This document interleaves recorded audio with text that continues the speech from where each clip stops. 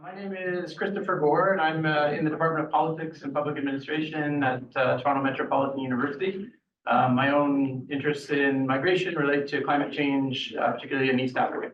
I'm not going to say much more than that, except facilitate the panel today and keep time, and then hopefully Recording in progress. myself and Alka Kumar, who's a postdoc in CERC. We will facilitate together, take questions and from the audience and certainly online. So we look forward to what appears to be, to me, a very stimulating group of papers and presenters. One of those presenters is online, and that's Faisal Garba, but we will follow the program. So Faisal will go last. So we're going to start. I think we're gonna start with Faisal because he's +7 Okay. hours.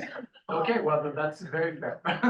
So Faisal Garba will go first. Faisal is based at the University of Cape Town. Faisal's presentation will be followed by Manuela Watka at Freiburg University, to my left.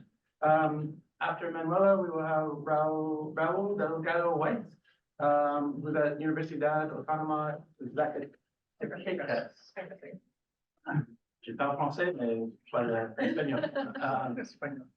So thank you very much, Raul. And lastly, from the same institution, but also the Critical Development Studies Network, we have Henry Veltmeyer. So Henry will close off the session for us today. So with that, I will turn it over to Faisal. And I've reminded the panelists we have 20 minutes each, and I will, wave pieces of paper with numbers, which panelists can either ignore or engage with as they wish. But with that, I'll turn it over to Faisal. So thank you. Okay, thank you very much, and greetings. Can you hear me? Yes, yep. Okay. Thank you. Or should I speak louder, or it's clear enough? No, it's good. We're just putting you on the big screen. Yeah. Okay. Okay. Thank you very much. I want to begin by thanking Professor Anna Triandafyllidou and Professor Nina Glick Schiller for the invitation. It is a big pity that I cannot be with you in person. And Anna, I'm really sorry. This is the second invitation that I'm only able to honor online. And I want to say that I owe you and the CERC team a visit to your center. And I really want to thank the team around you for the incredible help and the generosity that you have extended to me. Now, I have slightly reworked the title of the paper. It currently reads in a rather convoluted kind of fashion, but I'm trying to communicate something by that. The present title says The Limits of the Rhetoric of Migration, Development, and Migrant Integration in Africa, Notes on COVID-19 and Migrants in South Africa. So this is my last caveat. I am slideless, so I will just speak, so I don't have any slide. So I wrote the discussion in COVID and what the experience of COVID tells us about the migration and development nexus on the African continent, what that rhetoric about migration and development also means for the livelihood of ordinary working class people who are mobile on the African continent. So I want to begin from empirical material that we collected in South Africa, during the lockdown and after the lockdown, because I think the South African case tells us a lot about, on the one hand, the pervasive connection, almost mythical connection between migration and development, and the conscious attempt to immobilize people, okay? And also, it shows a paradox. One, a form of incorporation that is mediated by livelihood structures and struggles that ordinary working class people living in townships, whether they are locals or migrants, wage collectively within the context of contradiction. But state categories and statecraft which essentially uses the logic of development and mobility to actually set apart communities. So all kinds of contradictions. And I think South Africa is an interesting case for this. So in South Africa, when the national lockdown was introduced, the state was actually applauded by many, including sections of the left, that it was showing that this notion of the strangling of the public sector of social welfare is not tenable, right? So the state rolled out fairly extensive social welfare packages beyond what was in place. But what became immediately apparent is that there was often a citizenship test that was aligned to as a qualification criteria, okay? So that the heterogeneous makeup of the population in the context of a pandemic, which shows us that really borders are irrelevant, given how mobile the pandemic was. Even in that context, states were increasingly imposing categories that just do not make any sense. And so what we realize is that the palliatives were bordered. Now, migrants were often casted as sources of diseases, yet almost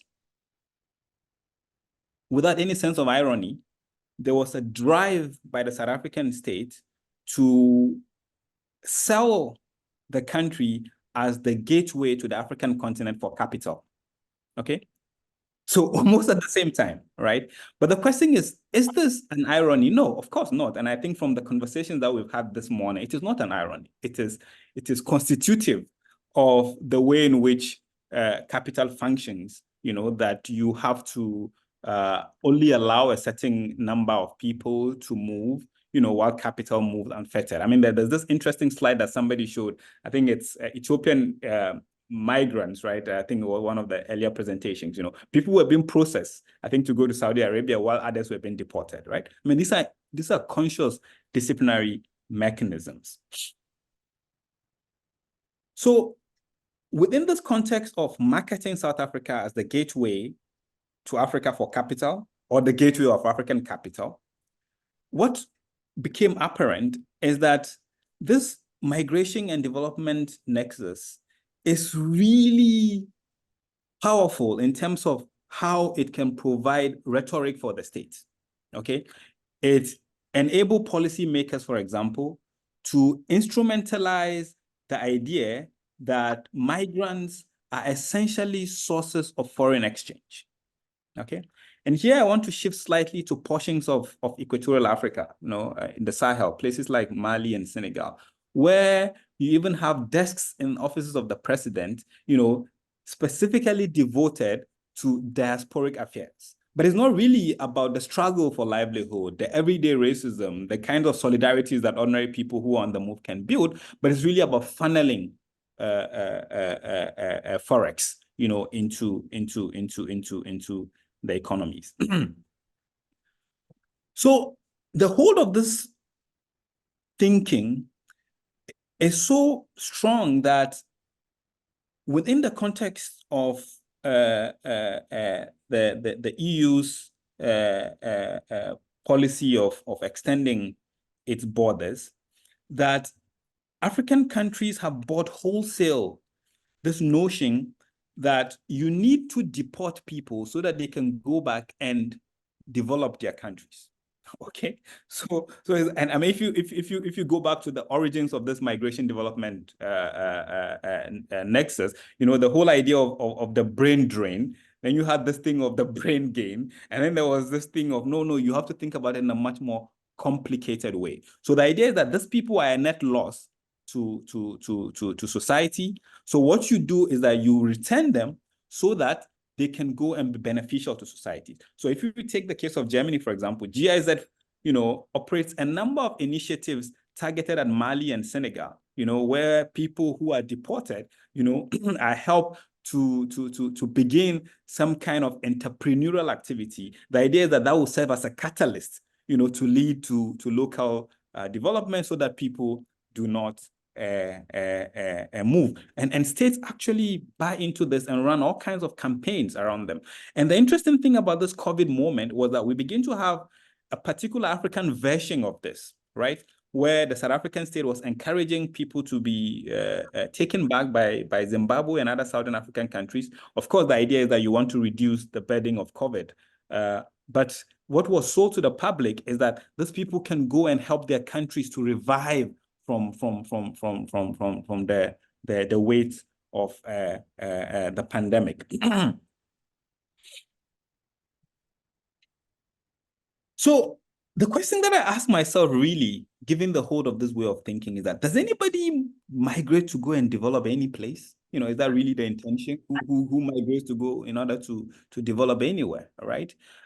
So this assignment of responsibility onto people, I mean, has a really serious implication, because the idea is that you are only valorized to the extent that you contribute to development, right? So you have the social function, which is contributing to development. And in the case of Africa, right, the rhetoric of the quintessential underdeveloped place. So migrants become agents of development. Essentially, that is really what they become. The idea of mobility as a human orientation, as an orientation to the world, is completely sidelined. What matters here is your mobility becomes valorized to the extent that it contributes to development, and development in a very narrow, reductionist kind of sense.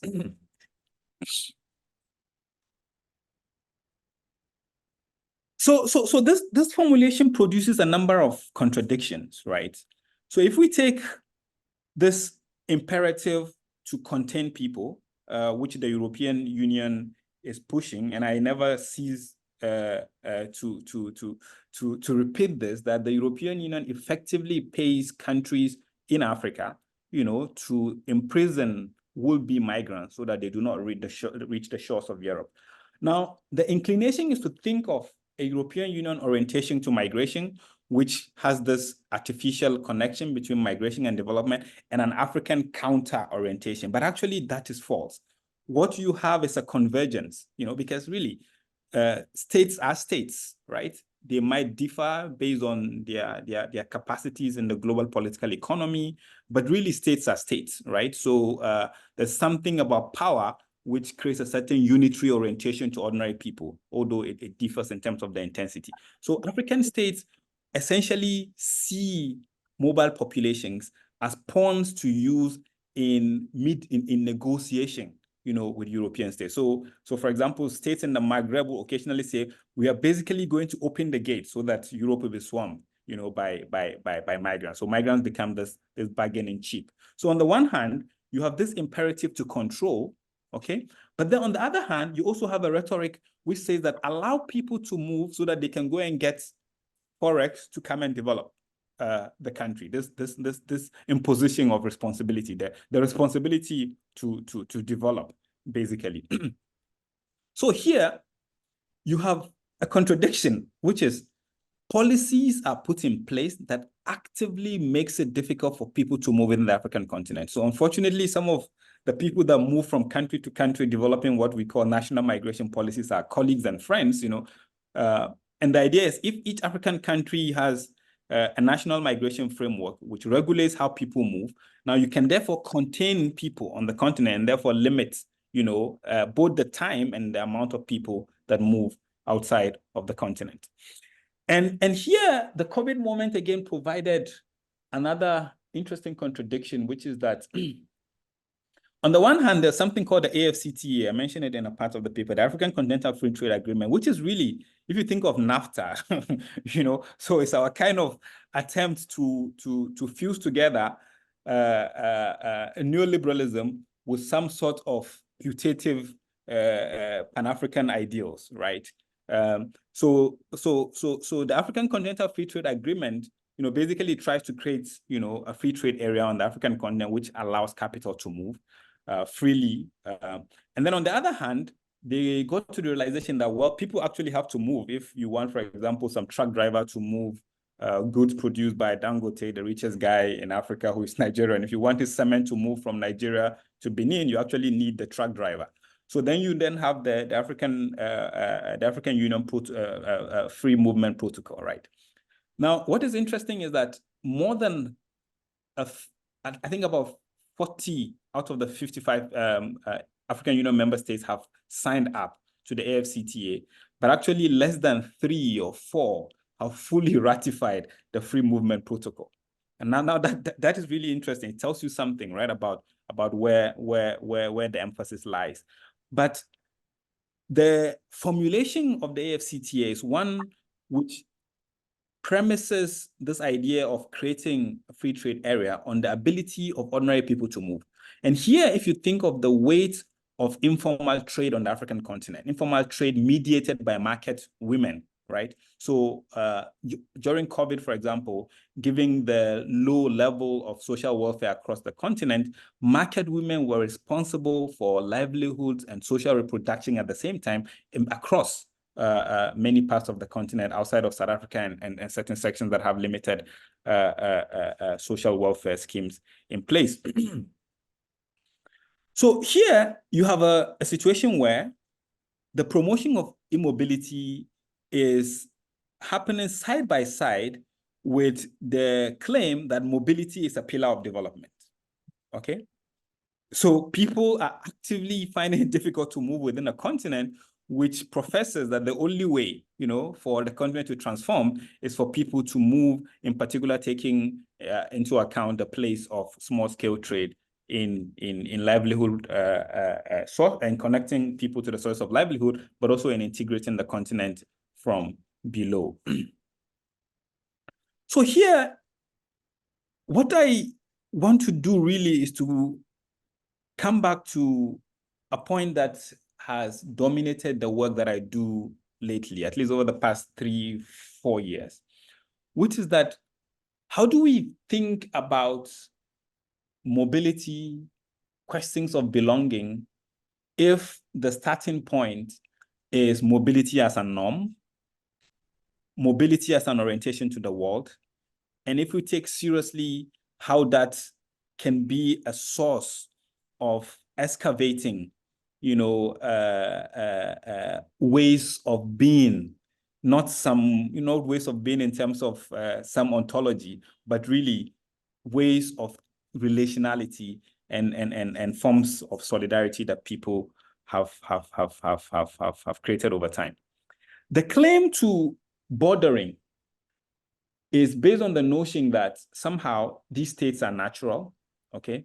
Somehow these states were products of a colonial statecraft that, yes, did not entirely take account of pre-existing ethnic boundaries, but within them, there are some pre-existing ethnic boundaries. So the argument that I try to make is that really this notion of ethnicity as a container of identity, as the realm within which people move, is really a recent invention. It's a recent invention in which powerful interest groups try to cast backward present histories and struggles over livelihood in order to make claims based on autochthonity and claims based on ownership to resources. So therefore, if we think about the limits of this connection, of this nexus of migration and development as a way, really, a form of governance, governance is the wrong word, a form of a disciplinary mechanism, okay, then it is important, theoretically, I think, to ask the question, what are the sources, what are the conceptual sources that we can turn to, to begin to think of ways that, and I have to be very careful here, what are the conceptual sources that we can turn to in order to begin to think of ways that allow us, one, to think of development in a non-reductive way, okay, but two, to think of development and mobility as things that are not just connected a priori. So what do I mean by this? Now, in the African context, even fairly progressive works try to make the point that, well, we need to allow mobility because it enables us to develop the continent, right? But the point is, so it means that that mobility, the kind of mobility that does not develop the continent in this formulaic understanding of development has to be curtailed. You see, so is this really moving away from this fusion to say we think of mobility as a human endeavor, as something which is, I don't want to use the word good in itself, but as something which is what humans do, and therefore has an inherent space. Again, not inherent value, because, you know, for me, the danger is, how do we try not to fall into these categories that can be easily instrumentalized? And really, this has been what has been preoccupying me. So, Mr. Chair, I don't know how I'm doing with time, but I have just 2 things to end up with. You have about a minute and a half left. Okay. So I'll try and wrap up in that time.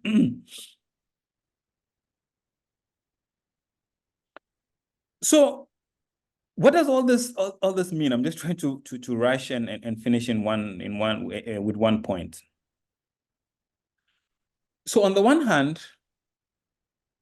you have a global political economy which imposes immobility on certain parts of the world. Okay.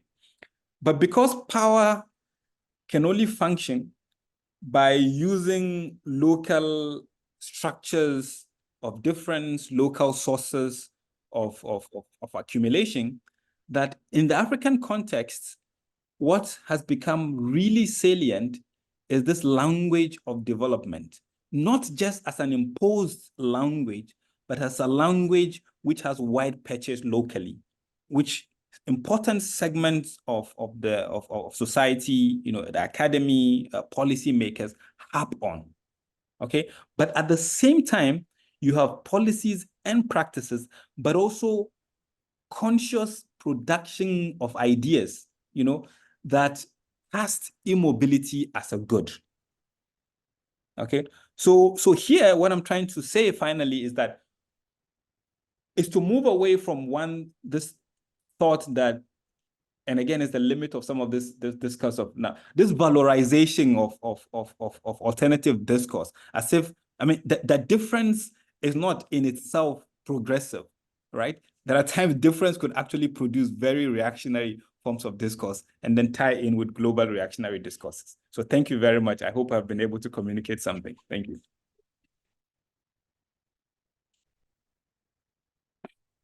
Michael, thank you very much. I think the plan is to take questions at the end. If you're going to stick around, we can maybe prioritize questions to you first. But thank you very much, and thanks for a provocative start to the panel. So next, I'll turn to Manuela, and take it away. Thank you. I just have to say it's an absolute pleasure to be on the same panel with Manuela. It's always a pleasure. So I just want to say that. And I wish I could have concentrated more instead of thinking that I'm up next, because it's always hard to follow up on Faisal's footsteps.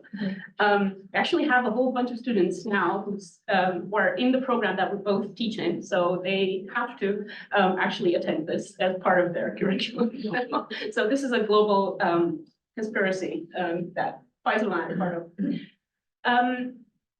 The title in the program for my talk is Global Inequalities and Migration Critique, which is huge, obviously not possible to do. But I think this was the slot in which Anna and Nina saw me, so I'm very grateful to be here and grateful for the invitation. I'm going to try to channel this huge topic into a hopefully doable task, which is talk about global social mobility with a view to something that is work in progress for me, which is the so-called literature on racial reclassification, which is its own problematic term, but that I think is very important to discuss in the context of inequalities and development, or migration more generally, or for global social mobility.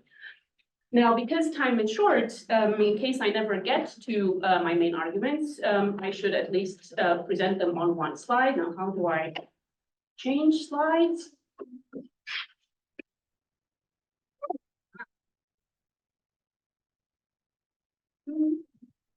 Arrows. I press on arrows.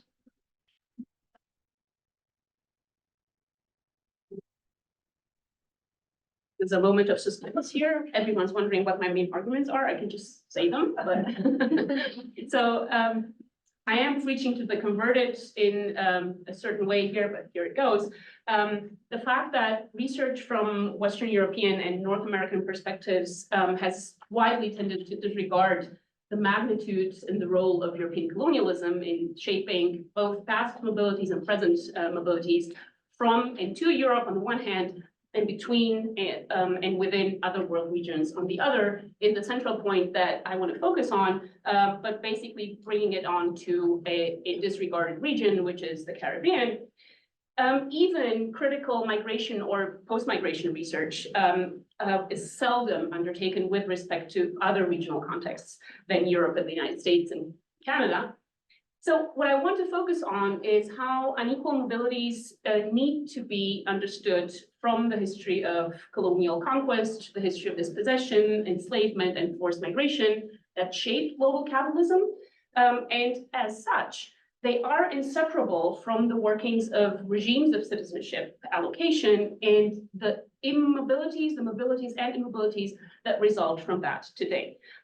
How that relates to a migration industry is going to be hopefully exemplified by the case of a migration that we talk less about, and that is that of wealthy investors who are not the ones who self-designate or are designated as migrants, but more as expats or business migrants or as foreign residents for tax purposes.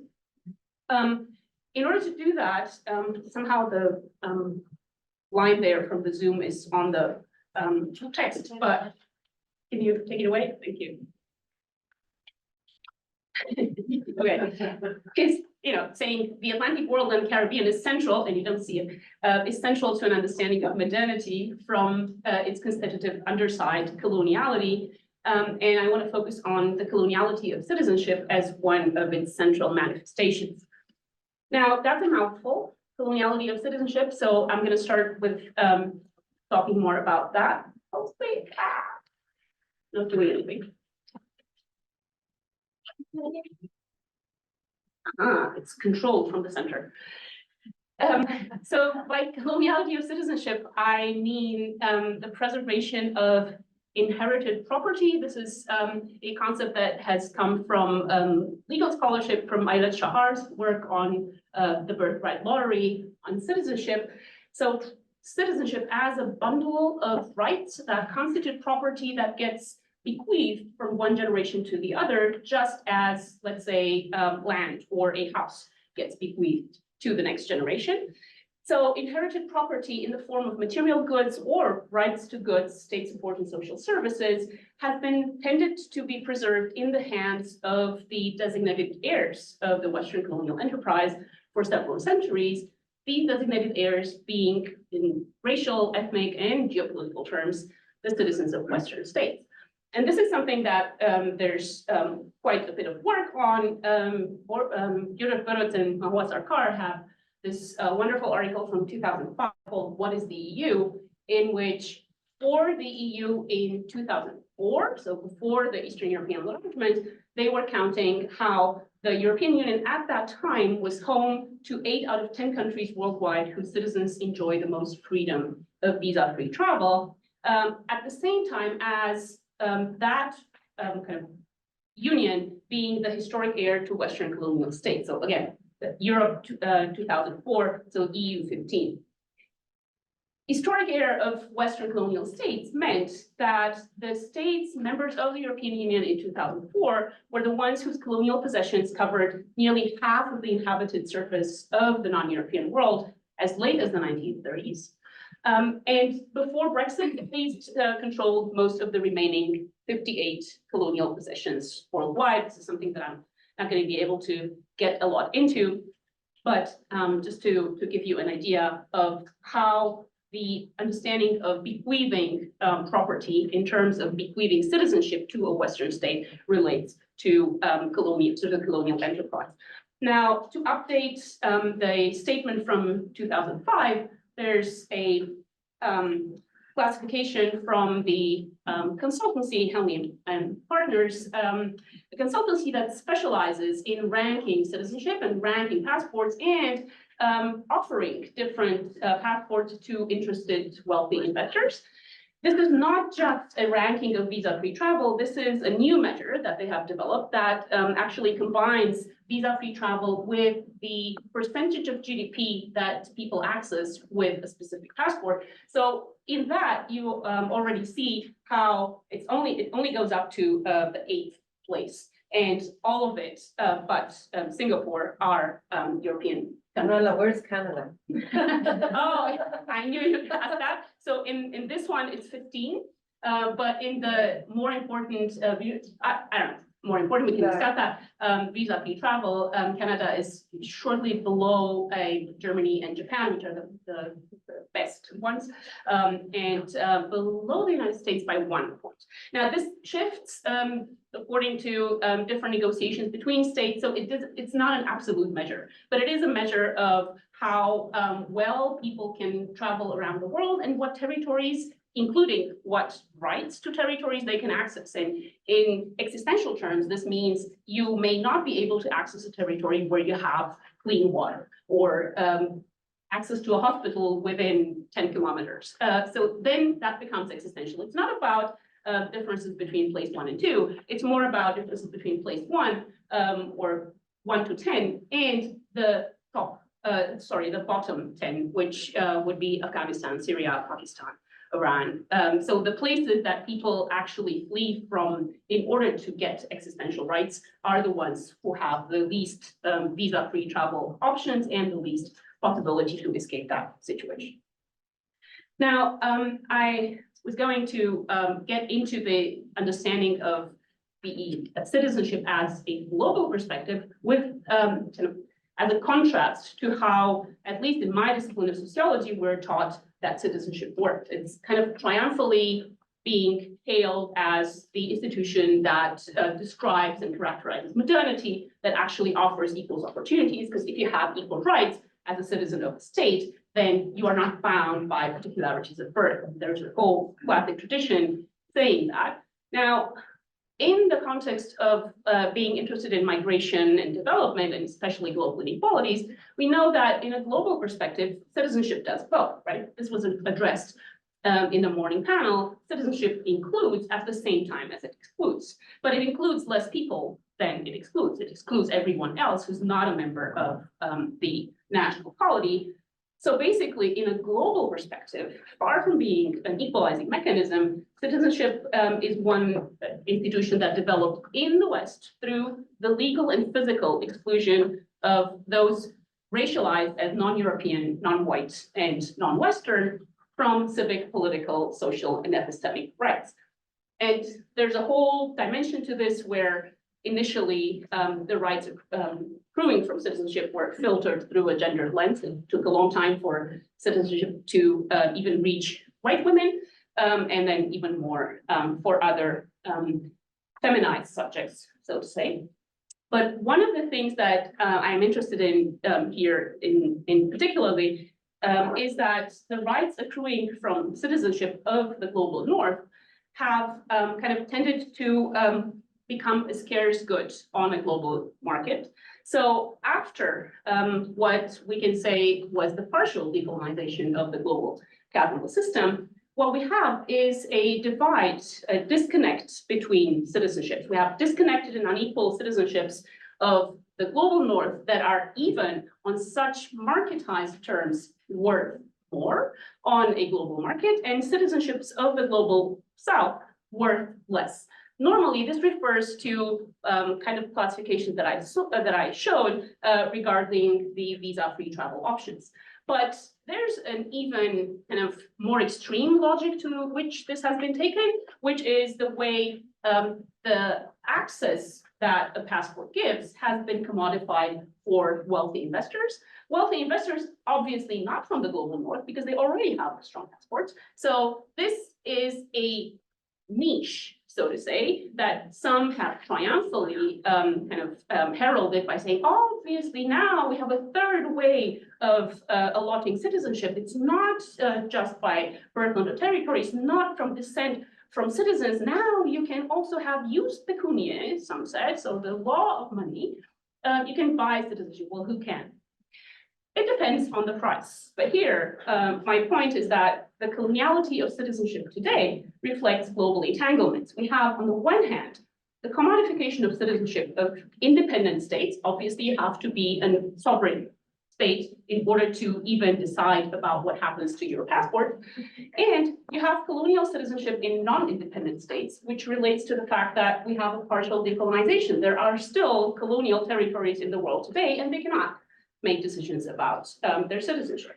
And here, the paradigmatic example that I want to come to is the Caribbean, which obviously a lot of work has been done on it, and my big inspiration here, among others, but a big one was Lina Glick's work on the Caribbean as a microcosm of global inequalities, which would be the session I would be teaching today to my students. Pay attention to this. The Caribbean has not only been the first region to be colonized by Europe, something that we don't usually hear about, where Columbus arrived. Well, he arrived in the Caribbean. He didn't not arrive in the Americas. He arrived in the Caribbean, thinking he arrived in India. It's also the last region to achieve independence, some would say in the 20th, 21st century, but given the fact that the Caribbean still contains more non-sovereign territories than sovereign ones, we could say the Caribbean has not decolonized. So that makes it the region with the longest colonial entanglements with Europe, as well as the location of the massive imports of labor migrants as of the 16th century, starting with the enslavement of Africans. And here, this map from the Transatlantic Slave Trade Database shows also the amount of people that from the 12.5 million enslaved Africans trafficked from Africa to the Americas, how many of them arrived in the Caribbean? If you look at the surface of the Caribbean with respect to the Americas in general, it's more than 1/3. Actually, newer numbers talk about 48% of the 12.5 million Africans arriving in the Caribbean. So a complete demographic upheaval. Then, after the abolition of slavery, the indentured laborers, Indian, Chinese, Japanese, and so on. So, and then providing resources and labor for Europe through the plantation economy and through labor migrants. Not incidentally, the Caribbean is the region with the highest inequality worldwide, together with Latin America. They're mostly grouped together, but also as such has a paramount role in the co-constitution of modernity and coloniality. Scholars who concentrate on inequality rather than on migration or just on migration have tried to think of instances of counteracting huge global inequalities through migration. And this is the kind of work that I mentioned, Ayala Shahar's book on the birthright lottery, but also, of course, Zenovich and Moran, Unveiling Inequality, a world historical perspective, in which they were not asking about migration initially. They were asking, how can we counteract global inequalities? And long before Branko Milanovic became famous with discovering that international migration is a great tool to kind of skip several global income deciles.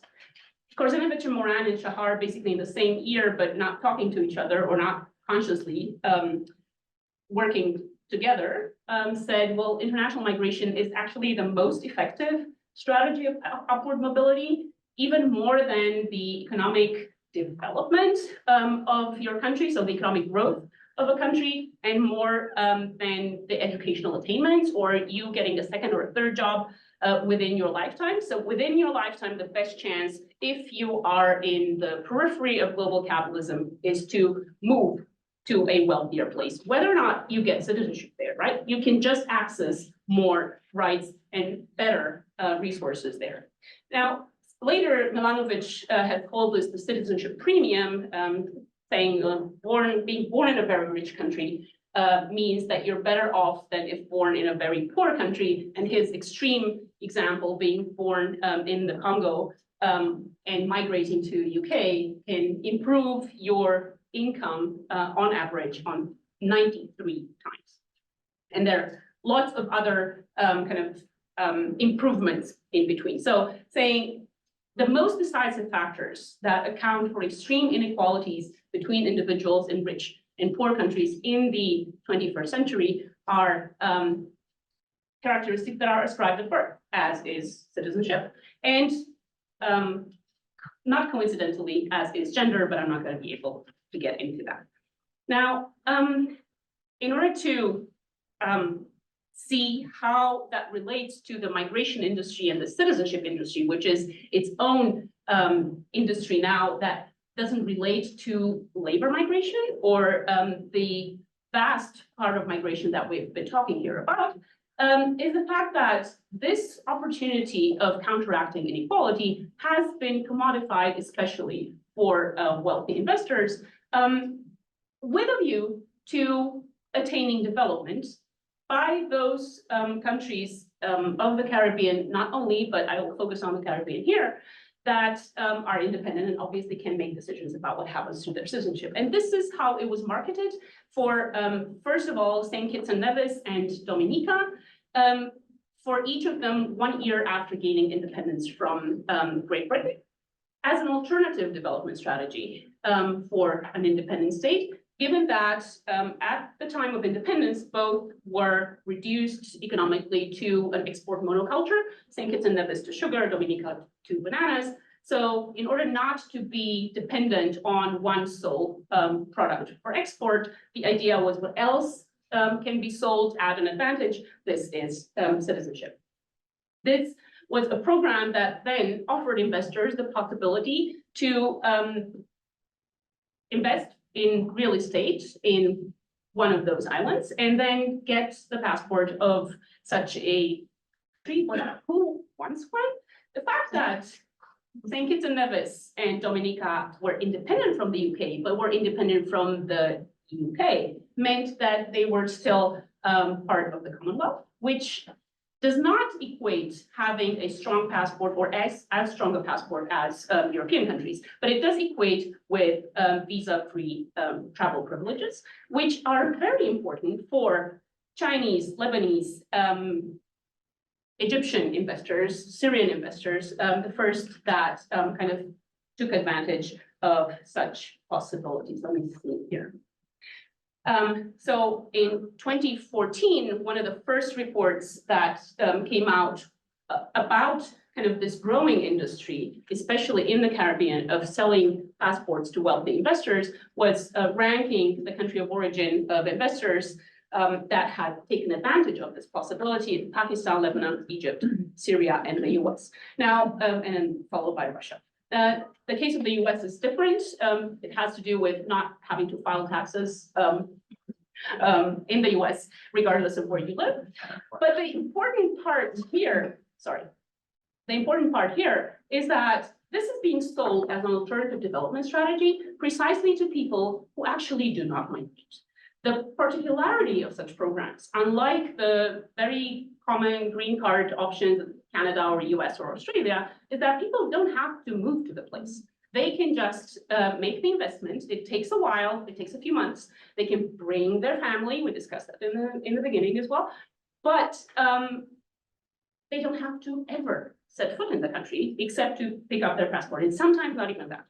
So the whole nexus of migration and development becomes completely dissolved in the case of wealthy investors who are neither migrants, nor do they want to be designated as migrants, nor do they migrate. They actually elide the entire migration process altogether.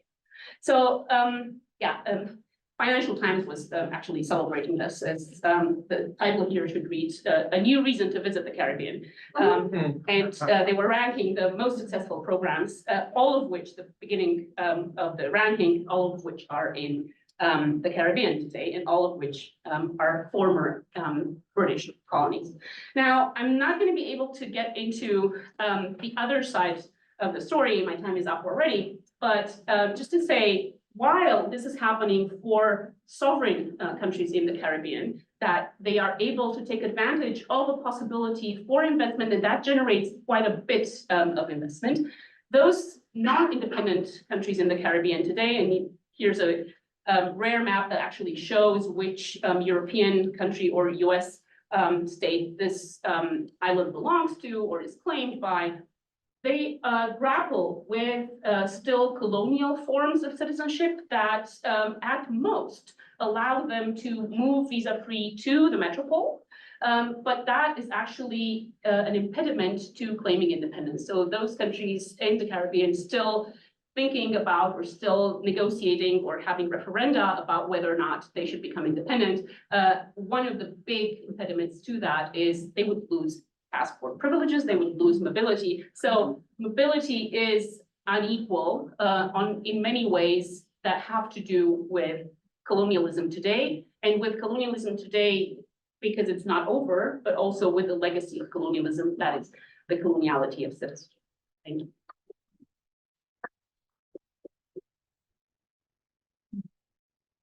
Thank you very much, Manuela. Next we have Raul.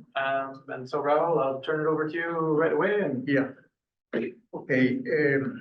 Well, good afternoon. The title of my presentation is Towards a Counter-Hegemonic Research Agenda in the Field of Migration and Development. You can see it's a very ambitious title. I am very grateful to Anna and Nina for inviting me to this important and challenging workshop. It allowed me to meet again with colleagues whom I value very much. Preparing my paper was a very important exercise for me. It allowed me to sort out many issues and above all, to give an overview of my own thinking and that of many other colleagues on the issue of migration and development over the last 3 decades. It has been a very complex and at the same time rewarding task. The document that I sent for this workshop is extremely long. I really apologize for that. My challenge now, my big challenge now, will be to make a presentation in 18 to 20 minutes. For this task, I will try to present just some of the central ideas of what I envisage as a counter-hegemonic agenda on migration and development. My paper is organized in 8 sections. The first one is the foundations of a Marxist theory of migration. Second, the theoretical political battleground and the emergence of a counter-hegemonic perspective. Third is the export of labor power and the emergence of new and extreme modalities of unequal exchange. Demystifying the indicators is the fourth part. The fifth is towards a reconceptualization of forced migration. The sixth is migration informality and the transnational reproduction of the reserve value of surplus labor. The seventh is the expansion of south-north skilled migration. Then I have a concluding remarks on the reframing of the migration and development question for the 21st century. So this is a huge agenda, but I will try to keep more or less on time. In addressing these 8 themes or topics, I have attempted to give an account of the itinerary, key concepts and main theoretical postulates of what we have conceptualized as a counter-hegemonic, or we call it also Southern research agenda on migration and development.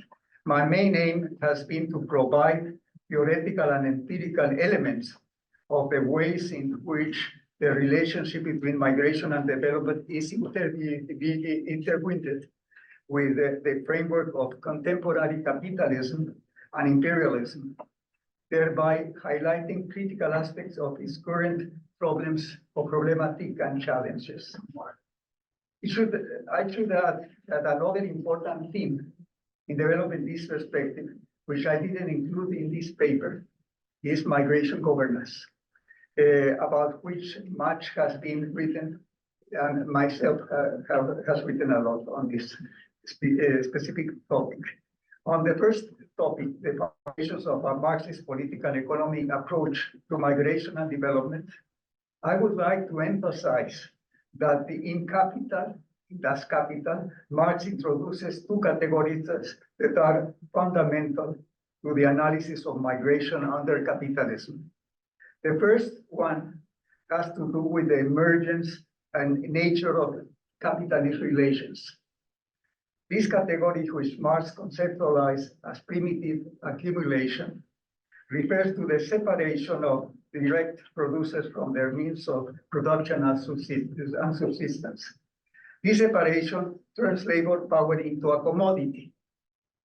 The process of dispossession of direct producers, as David Harvey points out, is not only present at the genesis of capitalism, but becomes a permanent process along the development of capitalism that is accentuated, as we have been discussing, by neoliberalism, which he characterized as accumulation by dispossession. This process has thrown many into unemployment, fostered the unprecedented growth of the informal economy, and led to a sharp increase in the volume and modalities of forced migration. The second category refers to the formation of a reserve army of surplus labor, which is a fundamental condition of capitalist development. By developing the forces of production and creating its own technical mode of production, the growth of capital no longer depends on the growth of population. The dynamics of capitalist accumulation generates an oversupply of labor, always greater than the real demand.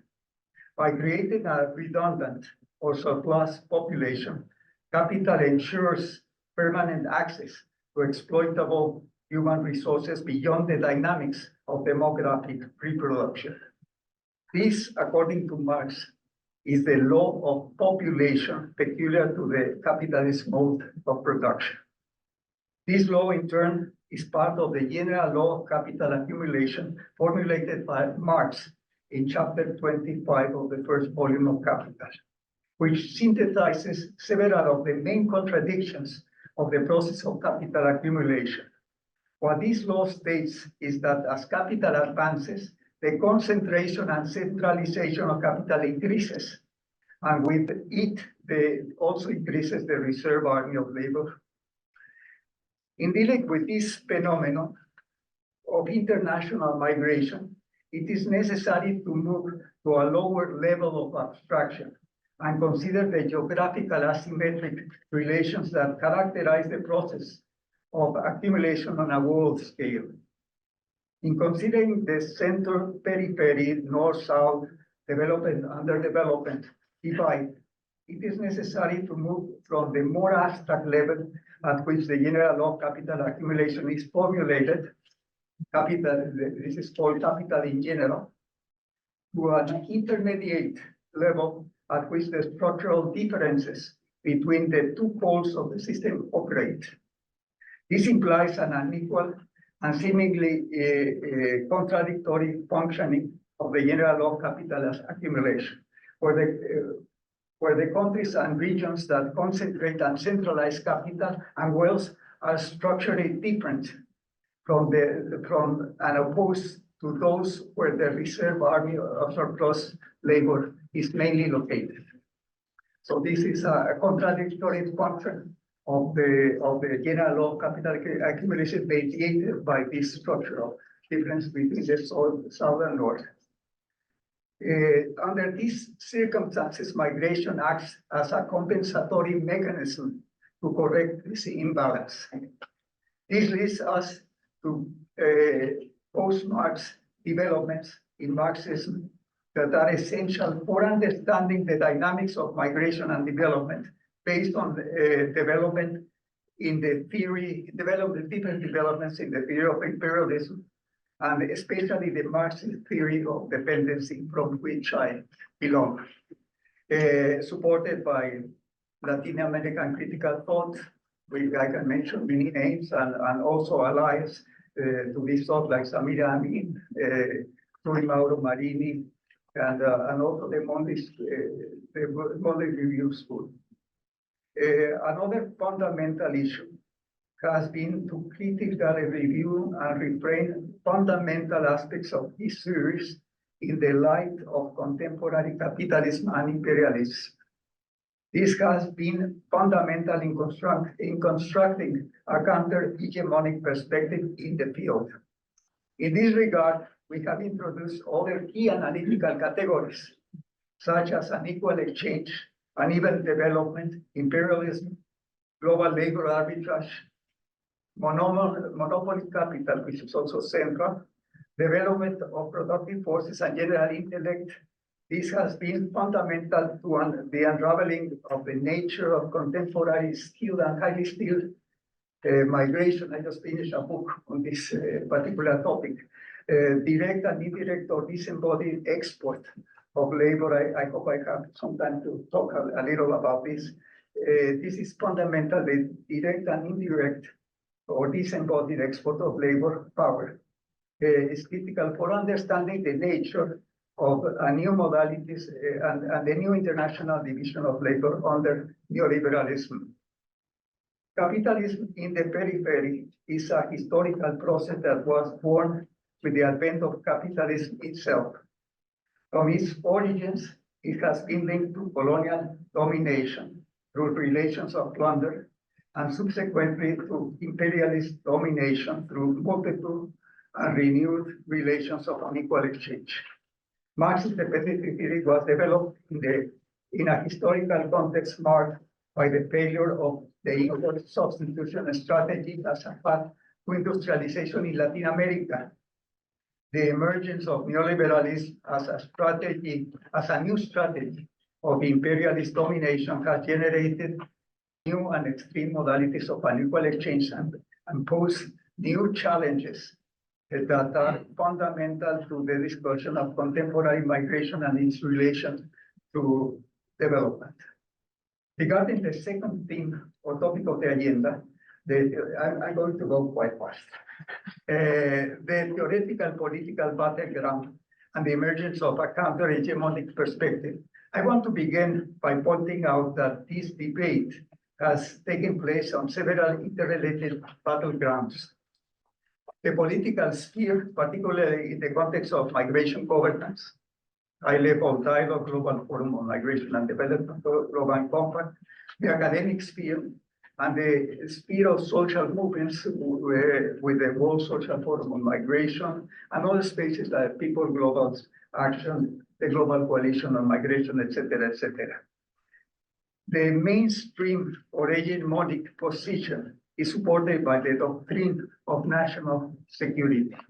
The criminalization of migration is a crucial component of this doctrine, establishing as a right of states the creation of channels for legal migration that are always and not disinterested, are far below needs of the needs of the labor market. Under this position, illegal migration becomes a state policy. Corporate-driven public policies are also privileged, leading to the sanctification of temporary workers' programs. This position is dominated by the sacrosanct belief that migration contributes to the development of the countries of origin, mainly through remittances, leading to what has been conceptualized as the remittances myth or mantra. This position promoted basically by the World Bank fits into the dominant mythology that portrays migrants as public enemies and hidden the huge contributions of migrants to destination countries. In contrast to the counter-hegemonic perspective, also known as the Southern perspective, this perspective is based on the doctrine of human rights, human security, and places human rights at the center. It also seeks to make visible the significant contributions of migrants to destination countries. It focuses on the root causes of migration, especially the structural root causes of migration. while the mainstream perspective focuses only on a one-way relationship between migration and development.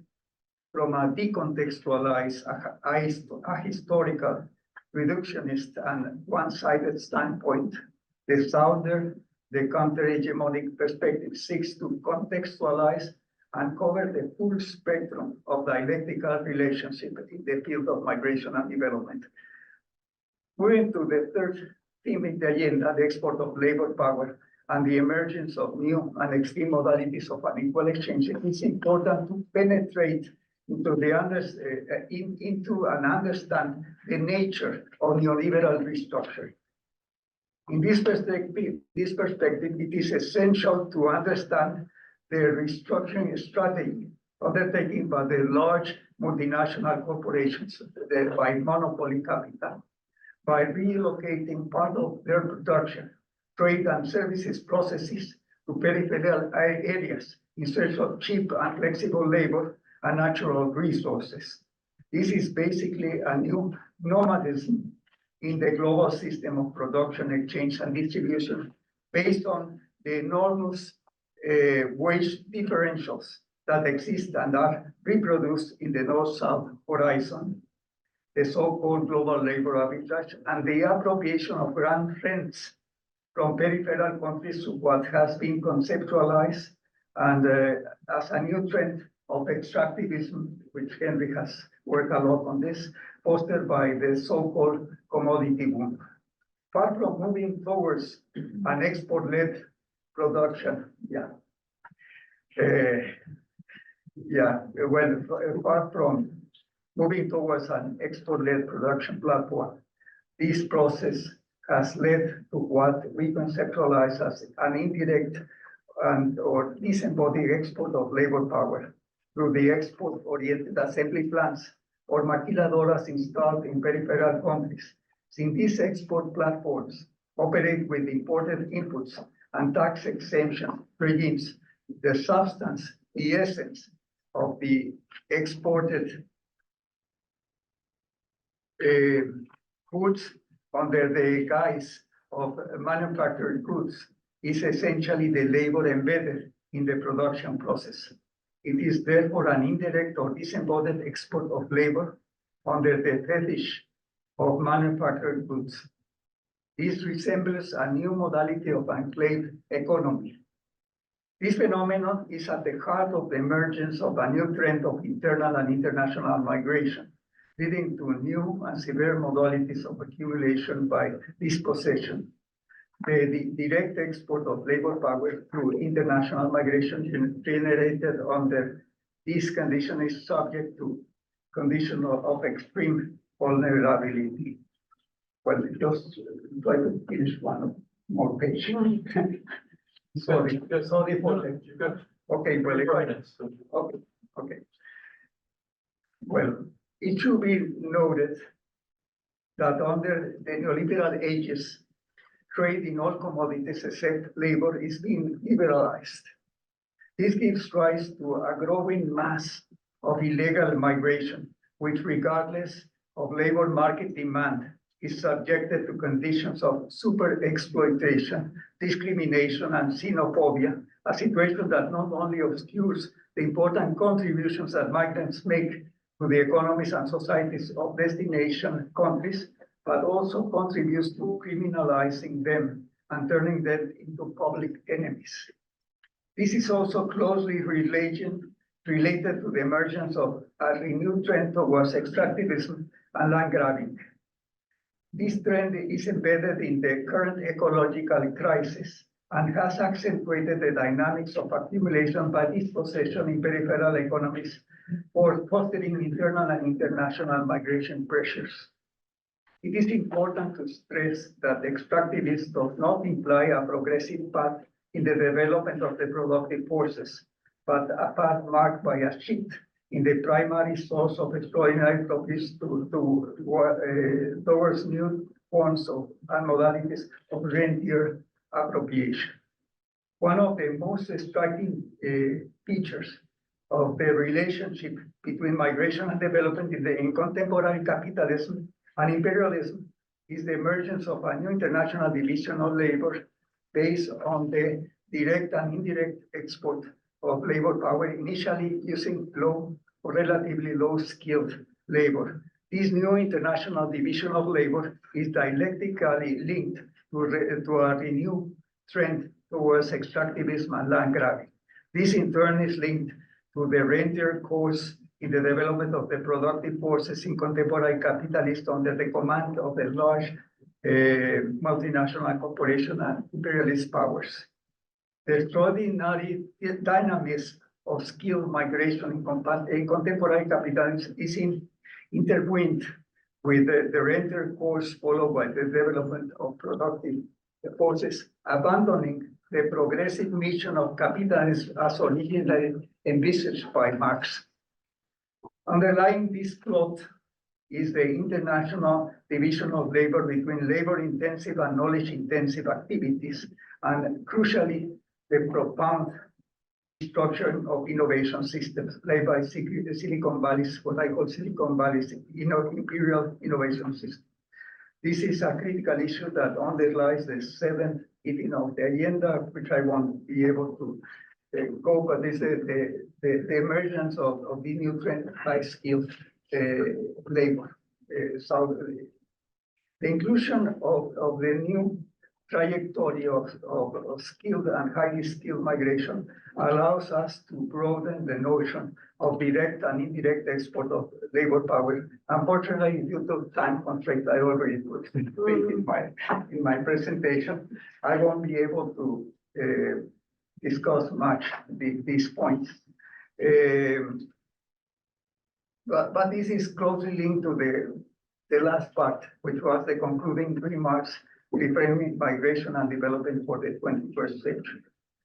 I argue, this is just my last page. I argue that the export of labor in this broad modality configures a new scenario for reframing the migration and development question, allowing us to envisage new possibilities for development capable of addressing the structural dimensions of the problematic and moving towards what could be conceptualized as an alternative modernity.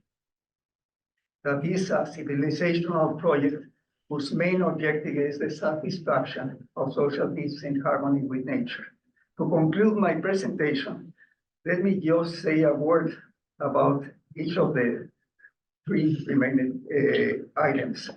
Demystifying implications towards the reconceptualization of forced migration and migration informality and the transnational reproduction of the reserve army of surplus labor. Through the International Network on Migration and Development, our PhD program on critical development studies and the UNESCO Chair on Migration, Development and Human Rights, we have developed an information system focusing on the contribution of migrants to destination countries in terms of labor needs, contribution to GDP growth, contributions to social security, on masking the remittances mantra, showing that remittances are not a north-south subsidy, but exactly the opposite. Demystifying irregular migration, showing that it is not a criminal act, but essentially a state policy, etc., etc. We have also tried to redefine the notion of forced migration against the backdrop of the hegemonic notion linked to the official definition of asylum seekers, to include the so-called economic migrants, showing that they do not migrate freely and voluntarily, but they are victims of the global offensive against the working class and the deepening of asymmetries between countries and world leaders. Finally, through an alternative analysis of remittances and the reconfiguration of the informal sector in countries of origin and destination, we address the transnational dimension in the reproduction of the reserve army of surplus labor, positing it as an important and critical dimension of contemporary capitalism and imperialism. Thank you.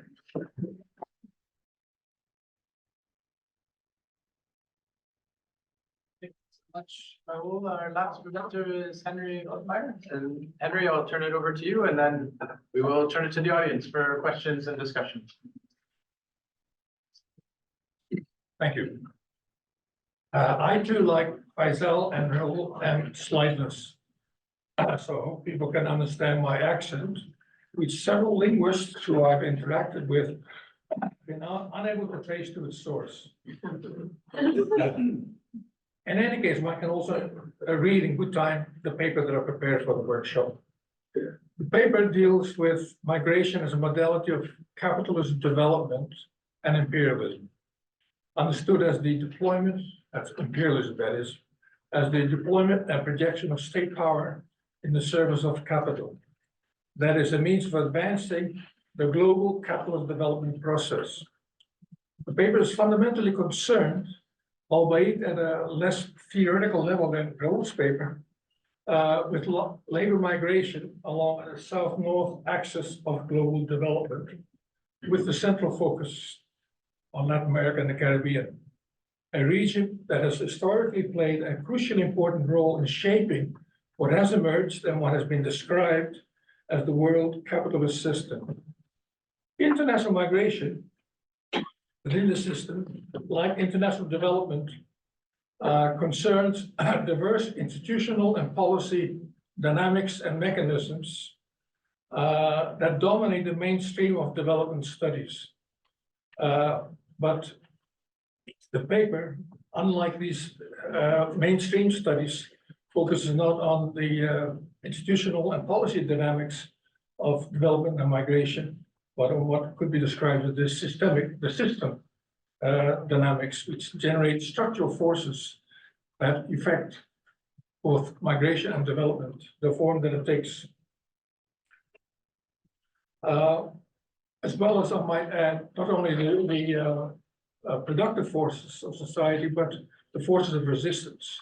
Because every advance of capital development is associated with the generation of new forces of resistance, which have to be taken into account, primarily because these forces of resistance also play back onto the development dynamics, and help shape the form that capital development itself takes. It's shaped in part by the impact of the forces of resistance as well as the forces of production. Now, of course, this problem or these forces play out at a diverse regional context, but as I mentioned, my concern and the focus of the paper is on Latin America and the Caribbean. Well, with this introductory statement, let me add a few comments for possible, thought or discussion.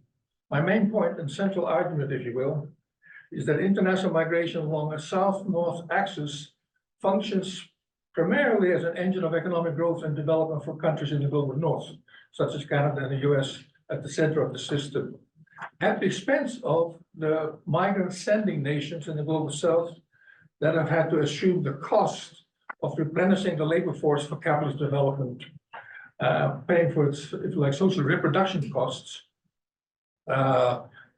for bringing for bringing to the market, the world capitalist market, the most valuable resource that we have for economic development, namely highly educated, qualified, or skilled labor or labor power.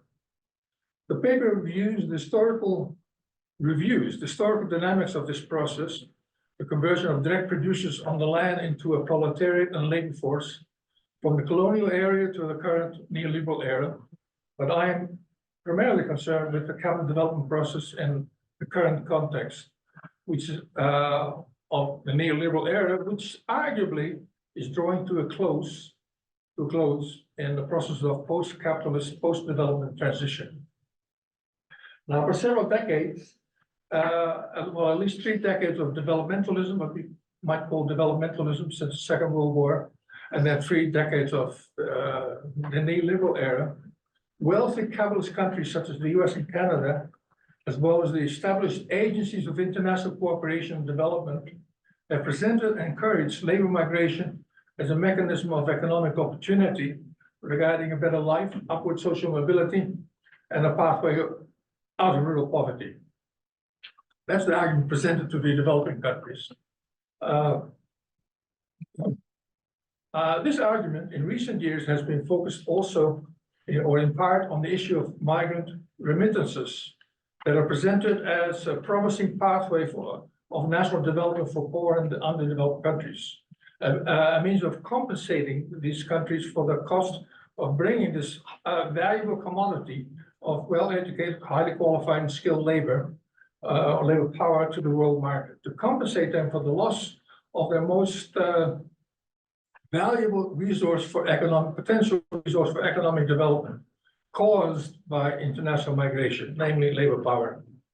However, we argue that to the contrary, that the impact of the migrant sending countries, the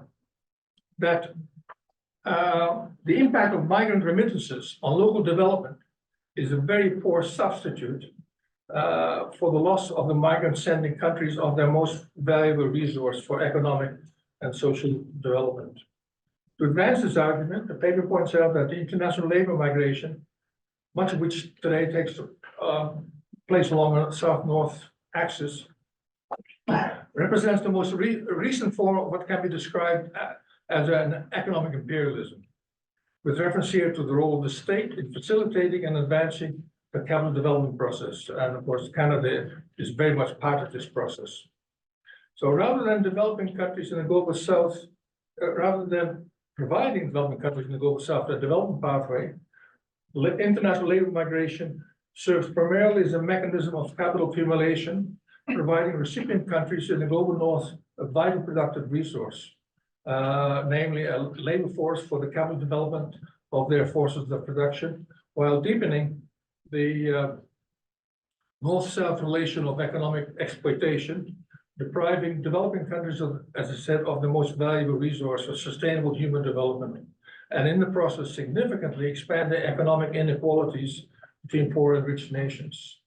So the paper traces out the contours of this process, development process, in terms of both the structural forces engaged in the process, as well as the agency of the World Bank and the agencies of the developed rich countries at the center of the system, which at the end of World War II invented the project of international cooperation, or foreign aid as it was called, as a means of ensuring that the developing countries on the periphery of the system would take a capitalist rather than a socialist path towards their national development.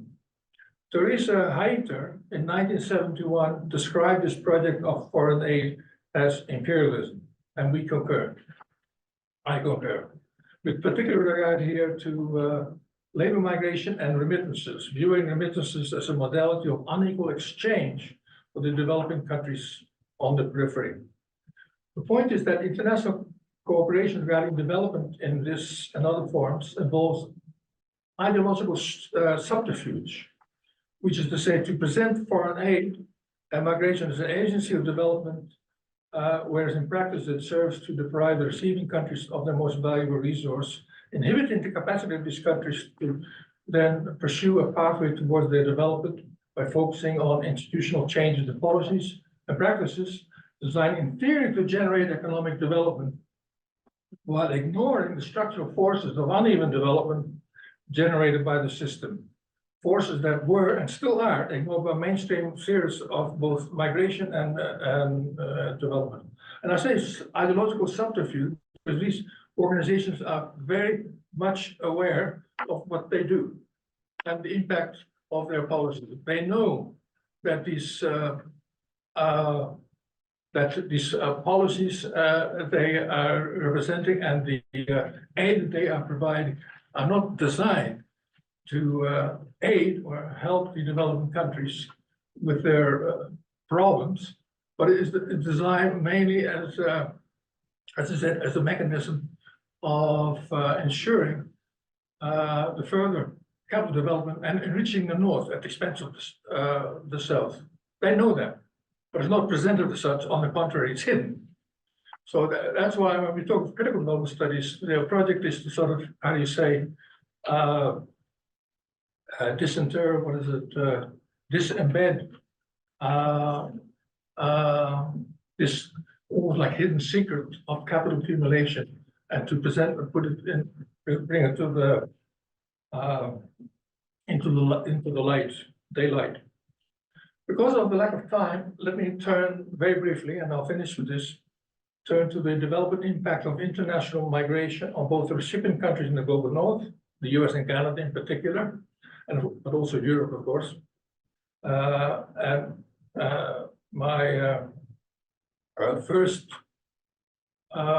first country that my family migrated to, Australia. Countries on the periphery of the system. The dynamics involved in this migratory process can be illustrated very well by the case of Guyana, a country that has borne the brunt of the process in which international migration has deprived the country of its most valuable asset. Having borne the cost of reproducing these reserves, highly qualified labor, to use scarce public resources of essentially a poor state, poor capitalist state, Guyana I'm talking about, using scarce public resources, fiscal revenues that they're able to generate. Fiscal revenues generated by the exports and sale of its natural resource wealth in primary commodity form, what we call extractivism, to provide education, health, and services and welfare programs to these potential migrants, to this labor force, designed not just for the subsistence, education, and welfare of the population, but to bring this valuable commodity, skilled and educated labor, to the world market. Only for these countries to lose their public investment to the global capitalist system, and the already rich countries, Canada and US, which receive the benefits of this human resource or human development without having to pay for any of the social costs of bringing this commodity to the market. In this regard, to illustrate this point, it's been estimated that up to 40% of the most highly qualified forms of labor, university educated and intellectual workers produced by Guyana, now live and work in the US and Canada. As a result, Guyana in this process has been deprived of its most critically important human resources for their own national development, while Canada and US receive the benefits of the resource without having to pay any of the reproduction costs of this labor. This is clearly an example not just of uneven development or unequal exchange, and what can actually be described as a brain drain, I think we referred to it earlier, but an active underdevelopment of the economy. The development of underdevelopment, as underwritten Frank once upon a time had it. There's no way that the country can find or place itself on a sustainable development path today in this context, having been deprived of its most productive human development resource in which it has invested scarce public revenues. And this process very much continues. Thank you.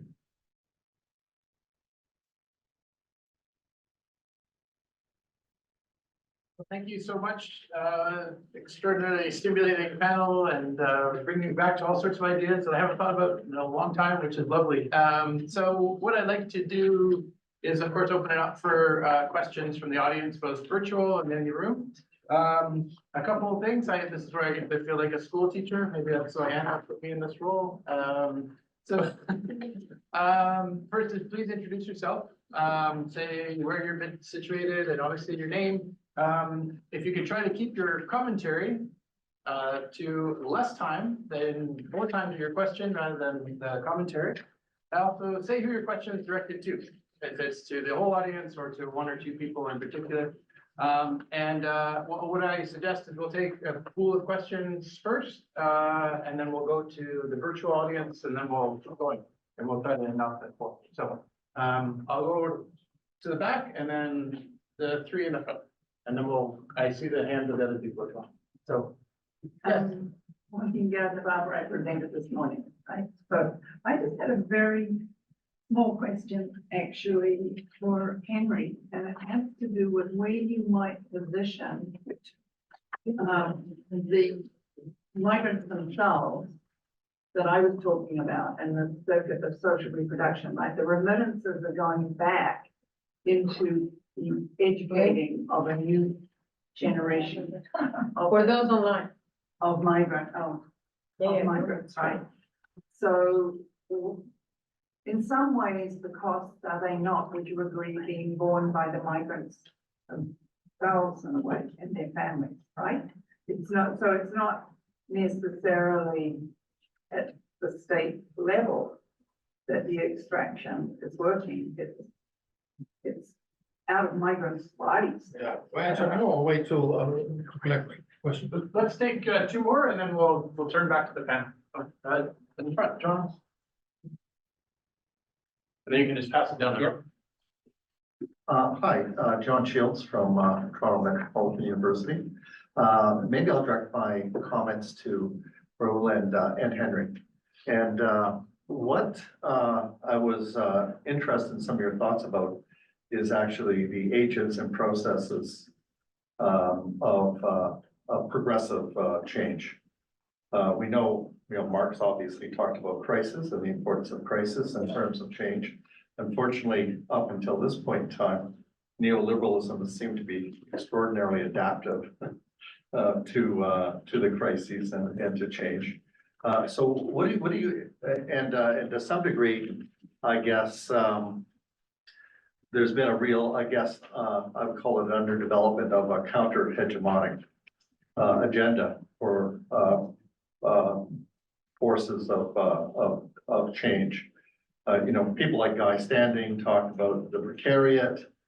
So there's lots of different sorts of thoughts out there. Where do you see the prospects for actual change coming about, and what might be involved within that?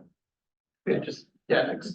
Hi, yes, TK 360net, which is Security, Society, Development, a special interest in extremism, terrorism, ethnocide, and genocide. First of all, I would like to also, the question that was asked at the back, that I think was initially discussed in prior sessions here about the countries of origin and the actual international dimension to this. This is not just bodies, those are people who come from countries whose capital they're bringing into other countries. So we are taking on the international level then whatever country is taking in people and extracting the resources from those people aside from poor families. This is, I would say, scandalous on international level, first of all, as a neo-colonial continuation. But actually my question is the buying of citizenship, as I remember, was discussed in European Union. Such concerns in European Union, of course, is another scandal coming up in that sense, at least quietly, is that some countries sell their citizenships. I know, for example, today, I can quite comfortably, over a very short period of time, purchase myself citizenship in Bulgaria if I would like to. This is not the country in the Balkans that I'm interested in. We see depictions of Serbian citizens leaving for Croatia, purchasing documents in Croatia, and that's a big discourse also in the Serbian media. All of that against the backdrop of migration, which is trying to get to the actual Europe from the Balkans. And that is going into conflicts in the Middle East, such conflicts as in Syria and Turkey, but also Africa. So, and I would also just highlight that, as I understand that citizenship as we know it is not just physical, it's political, and moreover, it's a social dimension.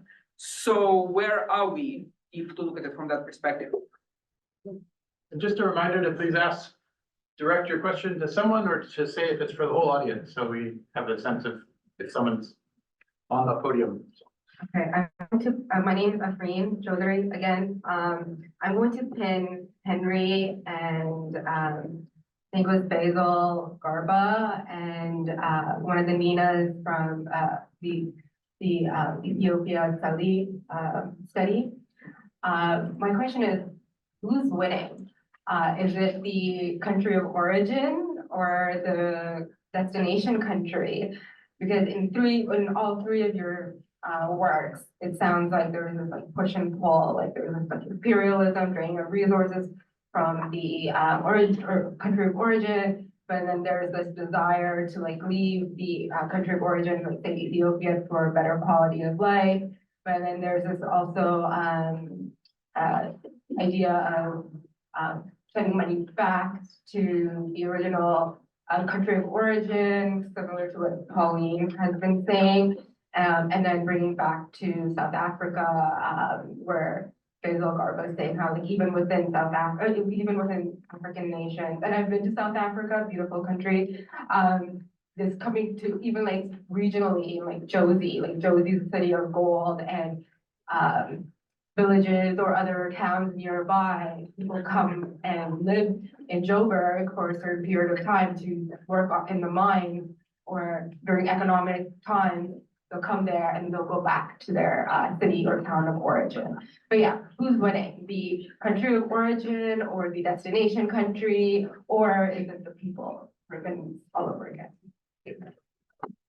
Great, thank you so much. So maybe we'll turn, I think, Henry, you're receiving several questions. So why don't we start on this end of the panel? And I know Faisal got some questions as well, but there's also some online questions for Faisal, so we'll come back to Faisal after we do a first round of responses. Well, in terms of the first question, yes, the migrants as well as the migrant sending countries bear the cost. On the other hand, the migrants also receive some of the benefits. It's not as if it's not true that they can actually use it as a means of social mobility. They can, but it's sort of like, well, the country from which they come don't benefit from it. So as at the level of the individuals, the countries, the receiving countries are definitely the beneficiaries, but that's because of the tremendous positive development impact of migration that migration has on the the development of countries like Canada and the US. So, but obviously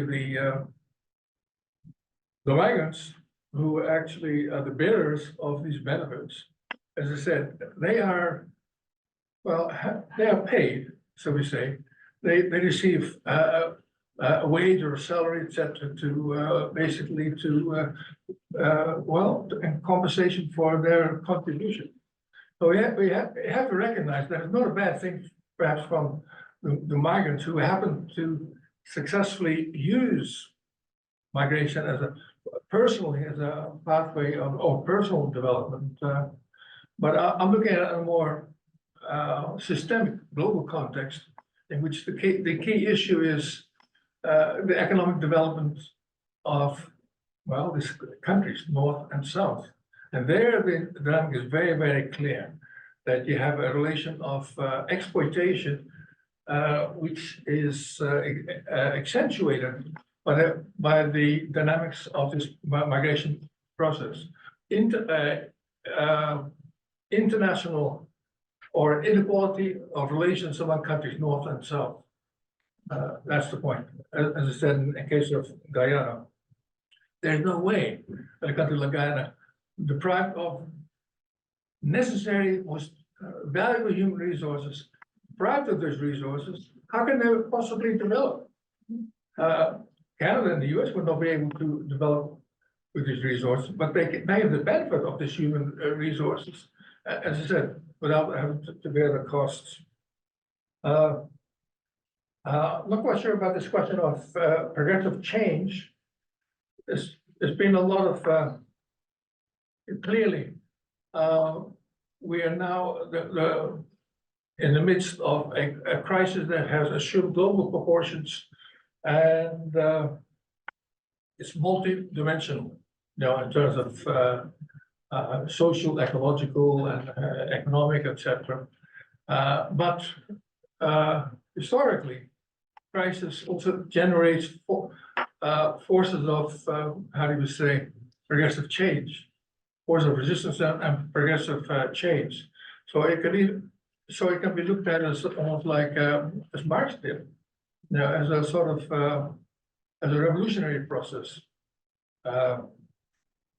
In terms of this I think what's been happening at the political level in Latin America or South America is very illustrative. Where in 2002, 2012, South America experienced what is often called the pink tide of progressive change, the development of progressive regimes committed to moving beyond neoliberalism to establish a more inclusive form of development, based as it happens in part on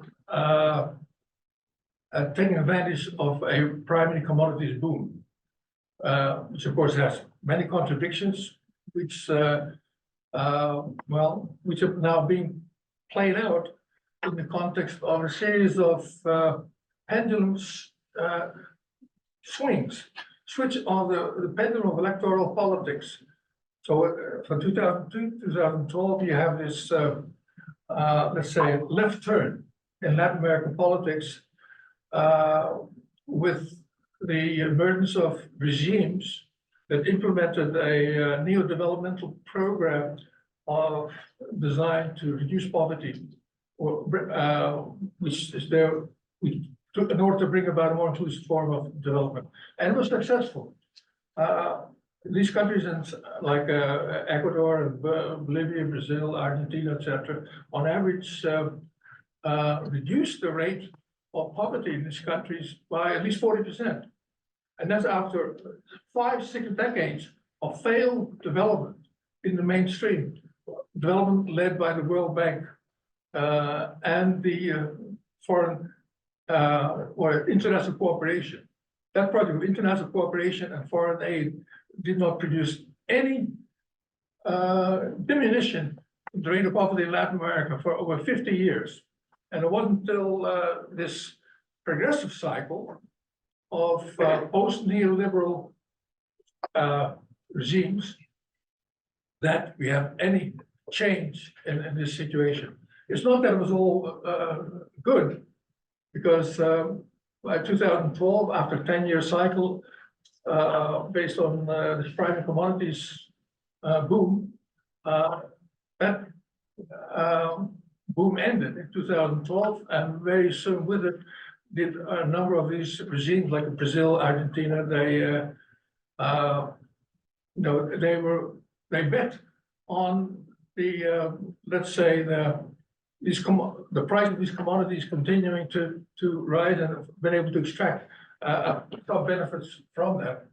But of course, as we know, the commodities market is anything but stable, and it's not sustainable because it's based upon all kinds of contradictions, which we haven't the time to go into. So, as I said, the progressive cycle was brought to an end, and then you have the emergence of right-wing authoritarian or neoliberal authoritarianisms or populist authoritarians, like Bolsonaro in Brazil, which is sort of Latin America's Trump, so we say, and even worse, than Bolsonaro, Milei in Argentina, who just got assumed power. I mean, if you think Trump is bad, follow what he proposes, what he's doing. So, but it's very hard to say. The left, the political left in Latin America has been encouraged by developments in Ecuador, Colombia, Chile, etc., countries that did not participate in the first left turn in Latin American politics, and even Colombia, which is the linchpin of U.S. imperialism in Latin America, has now been taken over, is now governed by someone who was once upon a time a guerrilla commander. And you have the same, you have the leader of the student movement in Chile, that the youngest president in the country's history. So there's and we have AMLO, López Obrador in Mexico, which is another country that did not participate in the first boom.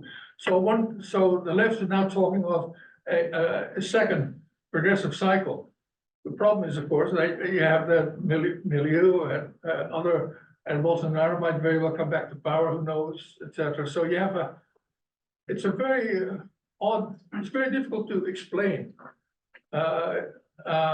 But clearly, the most important thing in Latin America is this sort of, as a pendulum swings, left, right swings in electoral politics. Electoral politics is not everything. That's one front of the class struggle. Another front is the peasant social movement and the indigenous communities on the frontier, on the extractive frontier, where arguably some argue that they provide the most progressive forces of change, the best potential for moving beyond neoliberalism. So you have progressivism is very unevenly developed at the moment in Latin America. What the outcome is, it's difficult to say. Thanks, Henry. Can we? Okay.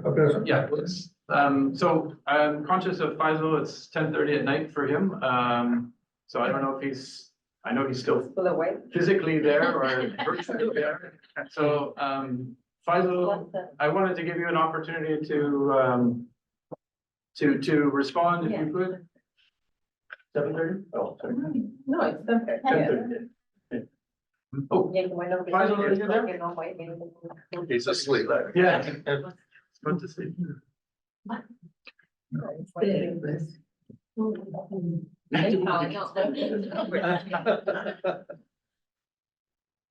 Okay, well, There was a question about citizenship. yeah, I was gonna come back. I just wanted to give Faisal a chance to respond if he could. So, Raul, why don't you, I'll pass to you and Manuela, and we'll come back. Faisal also has some questions online that we're gonna also come to as well. So, Well, this time I will try to be brief. They are very important questions. The one that you made is, who is winning? I think nobody. We are all losing. But John, you made a very important question regarding progressive change. There are some very interesting things happening today. I had the opportunity to penetrate in the logic of innovation systems today. And going in depth in the analysis of Silicon Valley and the way that works and functions. And basically, it's a rentier system in which the main innovators come from the south and are independent innovators. And basically from the south basically from the south. I think this is quite interesting because the US depends in patents. 54% of the patents, that's a big structural change in the US. 54% of the patents are from foreigners in the case of the US, and they depend a lot in innovation from people from the South. And in the case of Mexico, we have more scientific and technological capacity abroad than in the whole country. And that's a very interesting challenge, but also moves in a different direction, the dependency relations. And this gives us an opportunity. I just want to say something. In the case of Mexico, I've been working with the Minister of Higher Education in the country, and I'm in charge of a radical reform process in my university. And what I'm trying to do is how the universities can become agents of development and social transformation. And try to connect the universities with this huge capacity we have abroad in different areas, and also to orient collectively the work of the universities in focusing on key areas that tackle the structural problems of the country with a different perspective. And there are very interesting things. I won't have enough time to talk in this opportunity, but there are different important areas. If we can focus on the huge sector that is the informal sector and the social solidarity economy, then this is not challenged by the large corporations. This is something that we have more freedom to move and also with public enterprises, of course, public corporations. So we are trying to build something there that goes at least start working. And also what Henry mentioned, there are lots of also social movements that are quite dynamic at this moment. So at least I have a lot of hope that we can do something for at least the new generations. Thank you, Rahul, sorry, Faisal, I think is back with us. So I'm gonna turn to Faisal. There is a question online, two more questions for Faisal online. There's a question online for Manuela, and I know there's more questions in the audience. So I'm conscious of people's interest in engaging. So let's turn to Faisal and see if there we go. So just Faisal, so before you answer the audience question, Alka is going to also flag a couple of other questions that were online that were also directed to you. And you can gather those and respond, and then we'll come back to Manuela. Okay, is that okay, Faisal? Hi. Okay, so I'm just going to pose the two questions that are there online for you, so you can take all of them together. So I did not get to see those questions. Sure. That would be helpful if they can be sent to me. Thank you. Okay, so the questions online for you are, Canada's migration policy is based in two official languages, English and French. And in Africa too, there are speakers from both languages. So do you see any difference between the mobility patterns between those two population groups? That's one question. Another one for you is that, if your paper is like a critique of the uses and abuses of the migration development nexus, then in addition to the politics of deportation that you discuss, do you see the EU's long-running strategic use of development aid to control migration fitting into your account? And is this perhaps even a more direct example of how the migration development fusion has been unfolding in the African context? So those are the two questions for Faisal. And I'll just ask the participant to ask their question one more time. So just the question. The quick question is, who is winning, the country of origin, or the country that's the destination? Okay, there you go, Faisal. Okay, I have to say I didn't properly get the last question, the one that was asked right now. But I will begin with. Faisal, it's who is winning, the country of origin or the country of destination? I mean, in the migration and development nexus and our critical analysis of it, could you say who is winning? Okay, sure, okay. Thank you, now I got it. Okay, so I'll begin with the first question about mobility patterns and kind of the linguistic divide. I mean, so crudely, right? One can say that if it comes to moving outside of the continent, there is a certain kind of broadly a colonial kind of pattern, right? So people from Anglophone speaking Anglophone Africa, for example, will tend to go to the UK historically. I mean, migrating out of the continent was really a preserve, I mean, of kind of the immediate post-colonial elite,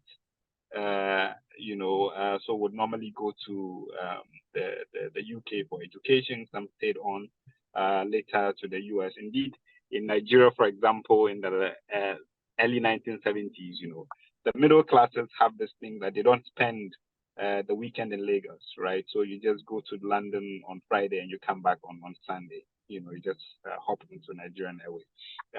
Now, in terms of kind of French-speaking Africa, people tended to go to France, but also a lot of people from, say, Belgium, for example, if you go to Brussels, or if you go to Château Rouge in Paris, you have a kind of a section of that place which is mainly populated by people from French-speaking Africa. But increasingly, this really has been heterogenized, right? So, for example, in Germany, you have people from Togo, of course, a kind of a colonial history, but also lots of people from Nigeria, from Ghana, from Tunisia, from Morocco. Now, in terms of decision that making based on linguistic affinities. I mean, we did some work recently, mainly looking at Ethiopian migrants who moved to South Africa. And for many of them, English was the deciding factor, the extent to which one could communicate, but more importantly, get a job and start some livelihood generating activity. So this thing about development aid to control migration, yes. Actually, it is an explicit requirement in a lot of this so-called development aid initiatives.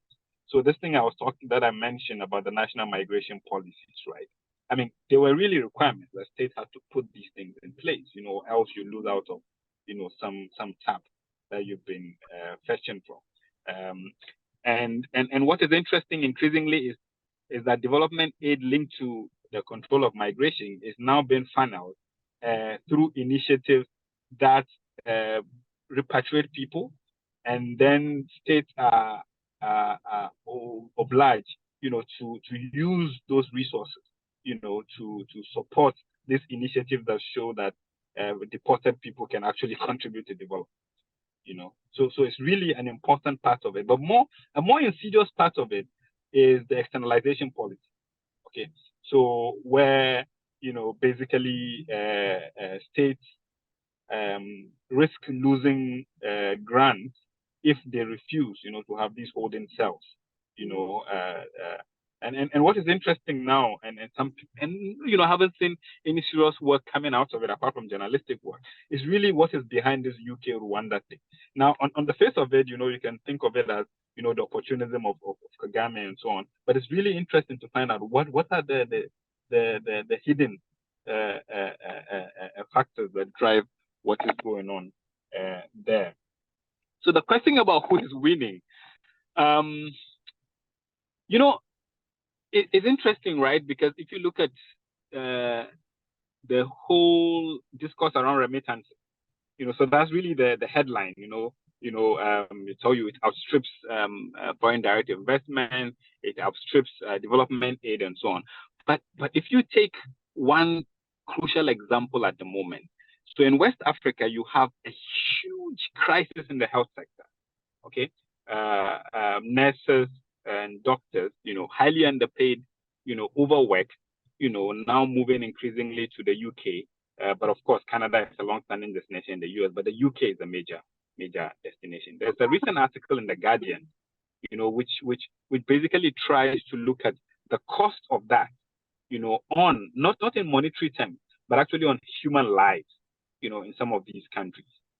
So it's not in the language of this brain drain, but it's really, if one thinks of this long-standing process of extraction, and the kind of things that it leaves in its wake, So obviously, these destination countries, not just in terms of the monetary implication, but the cost of it, to social services, the cost of it to social reproduction, but also how it creates very serious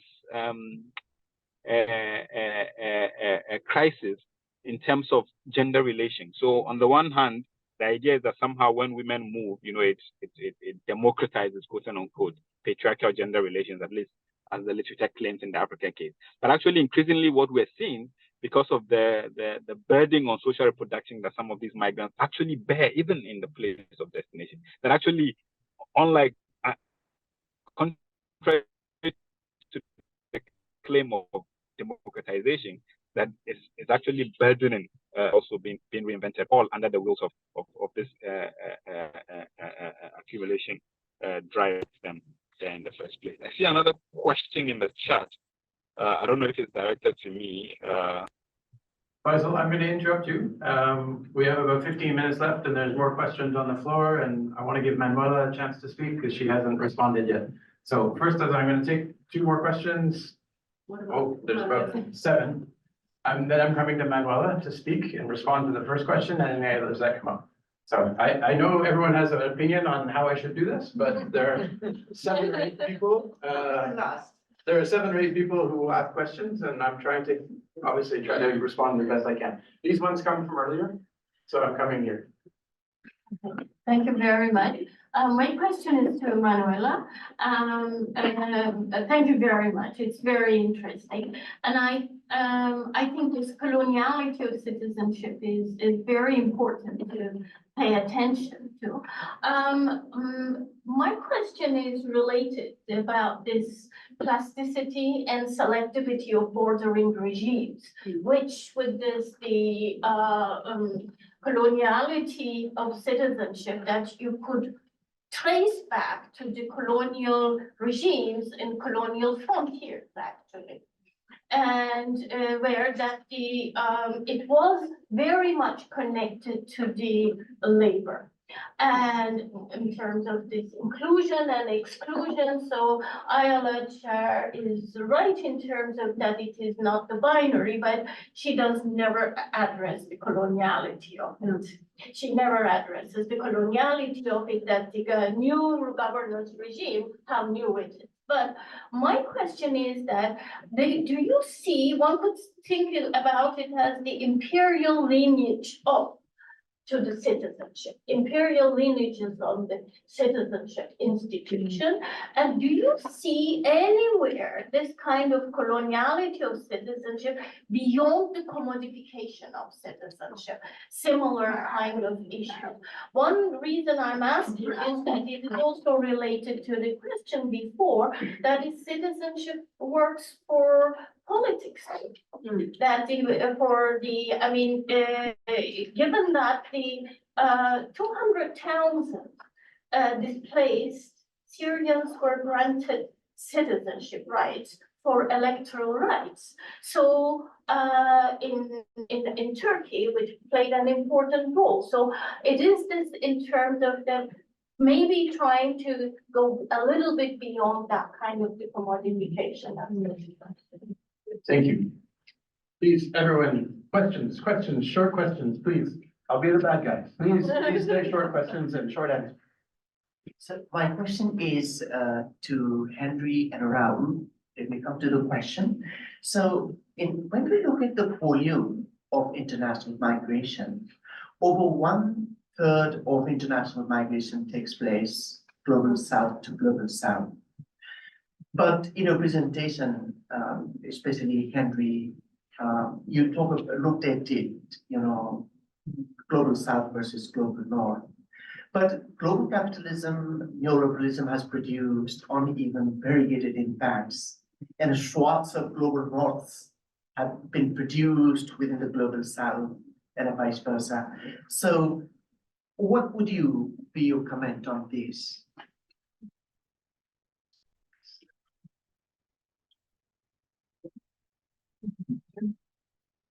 Thank you.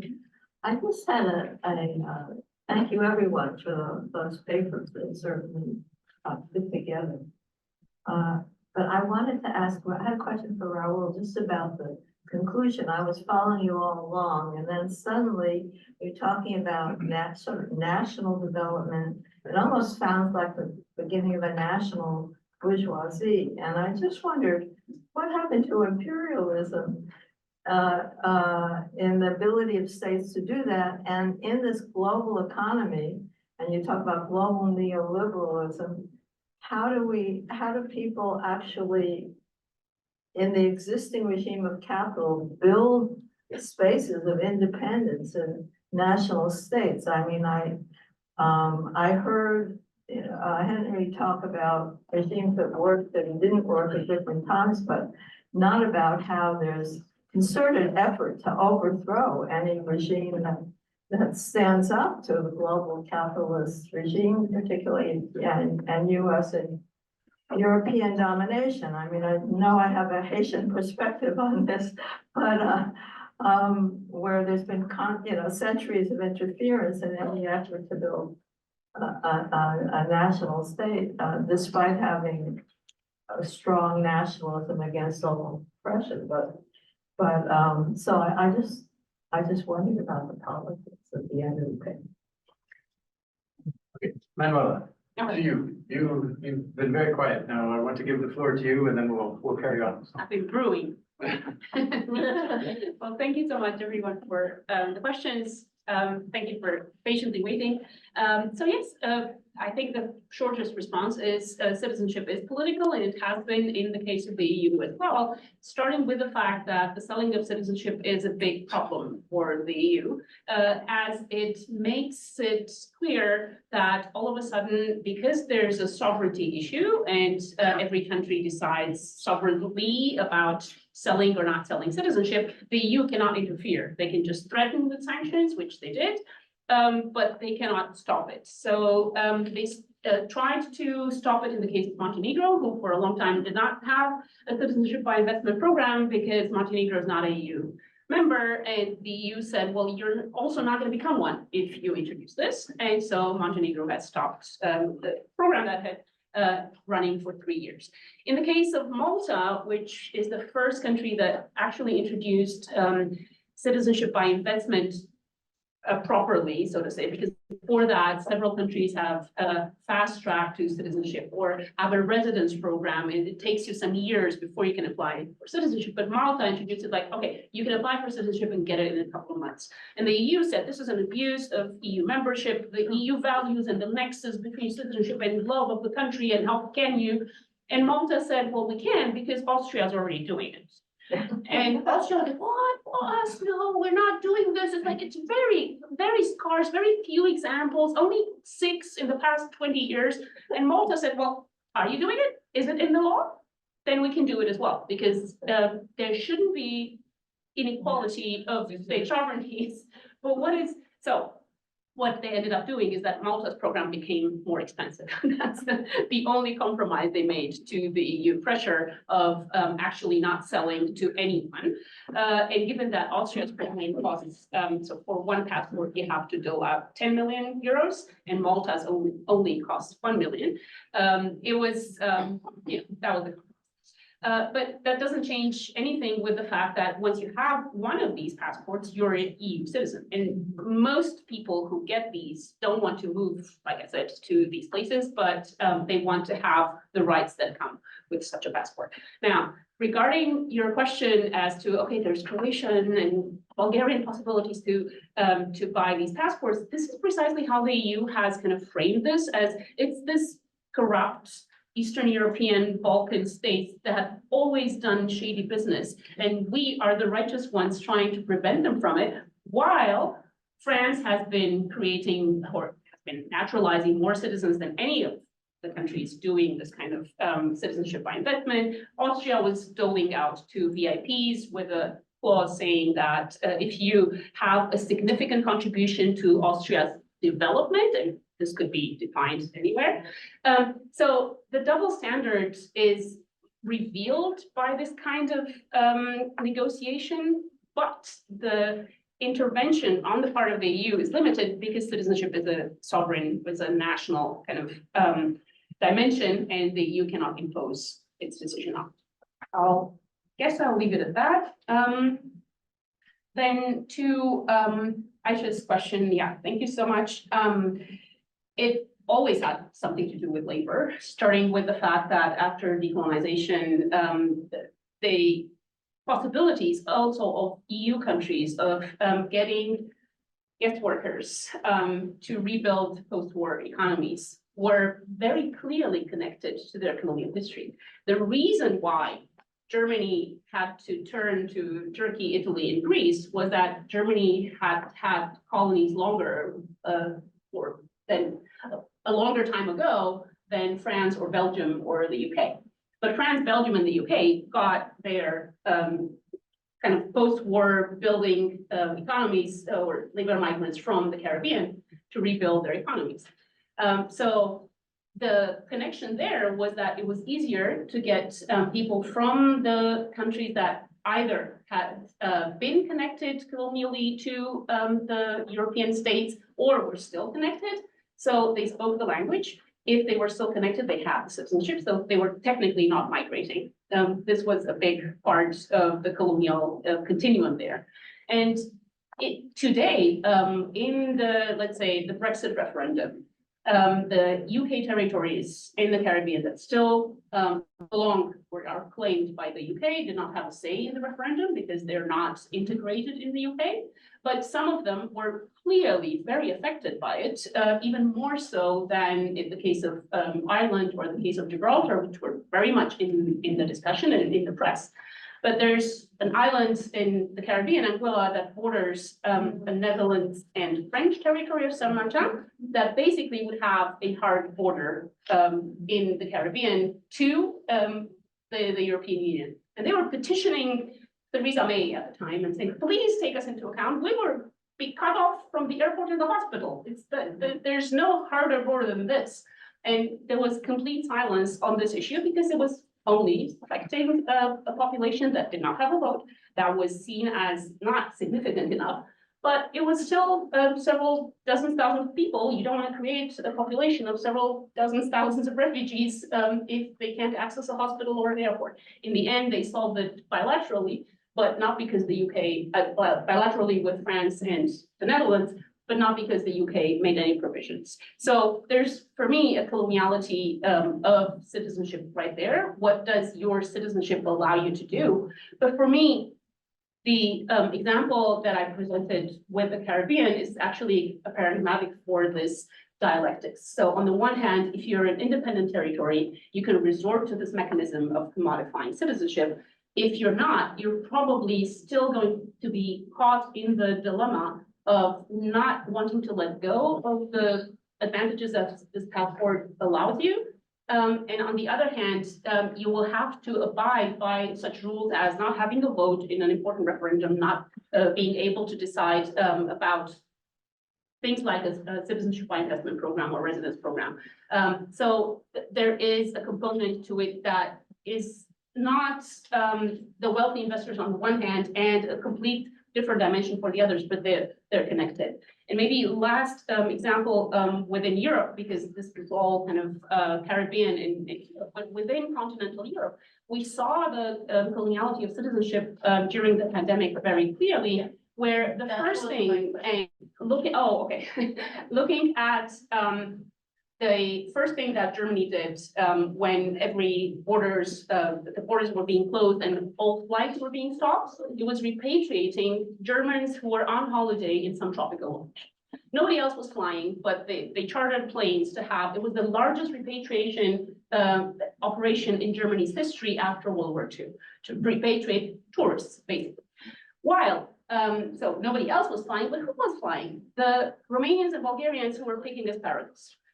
Because also their governments sent them, they allowed them to travel and to work during a pandemic where nobody was outside and nobody was in the field. And undocumented.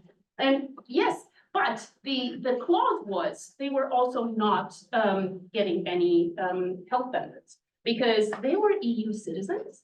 And so if they got sick during a pandemic, which there was no cure for, or at least at that point, the state of which they were citizens was supposed to take care of them. So they were sent back if they got sick, because within the EU, it's your state of origin that deals with your benefits. So we don't have to pay benefits for the seasonal workers during the pandemic. They changed the law. They Changed the they law for extended. duration. I think Chris will summon you. Yes, okay, I'm done. Thank you. Anna, first, we're at time, so do you want to continue? And then we do have two questions online for Manuela. Oh, Yeah, okay. And we have lots of questions in the audience as well, so I'm gonna defer to the host first and say, I know you have a question, but also. Yeah, I have How a would you like- self-interest. How would you No. like to proceed? We can take more questions, we can do rapid fire. I'd like to give everyone on the panel, I'll. No, I think we can go ahead for another 30 minutes, if that's okay. In any case, the workshop was having 30 minutes for concluding remarks. I don't think we have concluding remarks for 30 minutes, All right. or not. Okay, so we can relax ourselves a little bit. So, so with that, I know that many people are pointing at you, sir. So I'm not sure who else has questions here. Okay, I've got three. We've got two online, and then we'll turn to, well, Anna, why don't you go first, and then I'll come to you. We'll take the questions, and then we'll let the panelists sort of reflect on all the questions. And again, if you could ask a question rather than a commentary, would be great.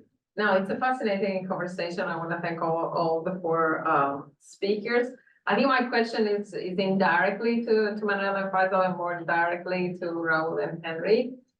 And I want to start by saying that I very much agree with you, but I want to play devil's advocate as someone who comes originally from Greece, which is one of those countries that is losing its highly skilled, labor force.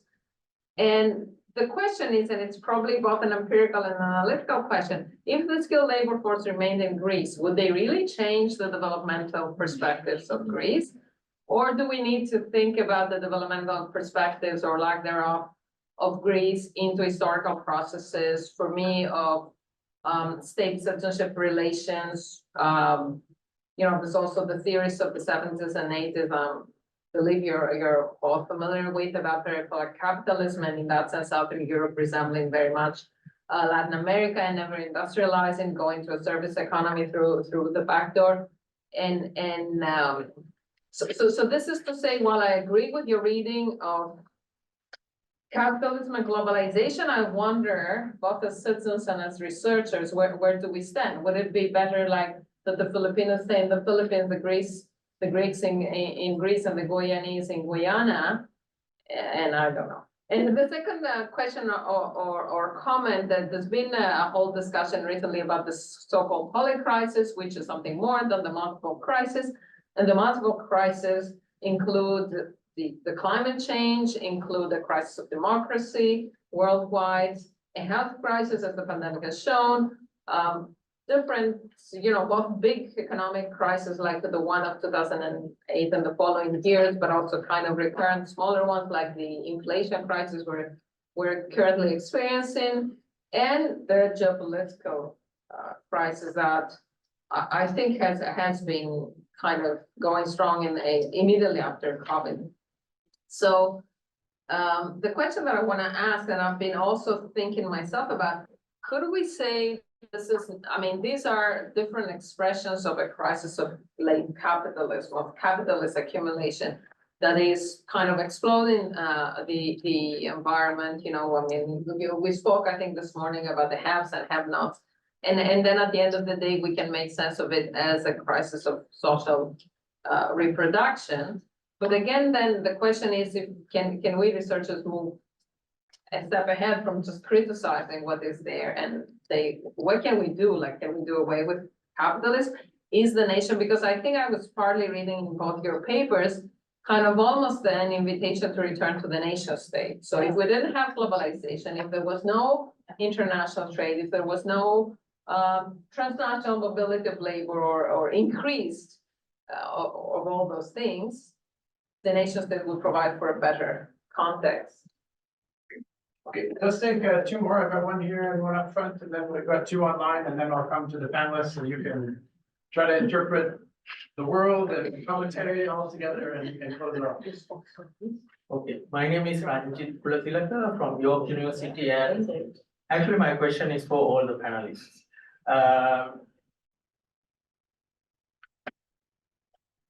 We talked about accumulation by disposition, Harvey, and all that. How does international organizations like IMF, International Monetary Fund, World Bank, NAFTA, and the United Nations itself play a key role in the accumulation by disposition, in organizing labor for the in favor of capital flow, global capital flow, and these are key actors. And I come from Sri Lanka, where now IMF has granted a massive loan. Sri Lanka is in a mess, but the key conditions are that key public services should be privatized, and this must be the reason. This is the global trend, and especially in the African continent and so on. So I want to raise this question. The key actors. Thank you. Thank you. My name is Anil Dakar. I am one of the postdoctoral fellows here at the Bridging Divides program. So I have a question about historical development of migration and development nexus. as we study in the theoretical aspects, like since the 50s, after the Second World War, there has been like development optimism and through the dependency era, like 70s, 80s, migration development pessimism, and after the mass migration, like increasing remittances that the origin countries since the 90s, like migration and development more like optimism. And my question is for like Rahul and Henry. Henry, like, do you think like we are in a phase or era of migration and development pessimism at this point? And my another question is about what's the role of the origin country? I am from Nepal, and what I see is like for 30 years, same political people have captured the nation, though it's a democratic nation. And lots of my friends see me like, wow, you made a good decision, you moved to Canada. I came here 10 years ago. There is lots of pessimism among people living there because of the frustration of the rulers. So what do you think about the like role of those origin countries? If they don't catch a track, then people of course want to move. So I don't know, that's my thoughts. Thank you for your attention. Great, thank you.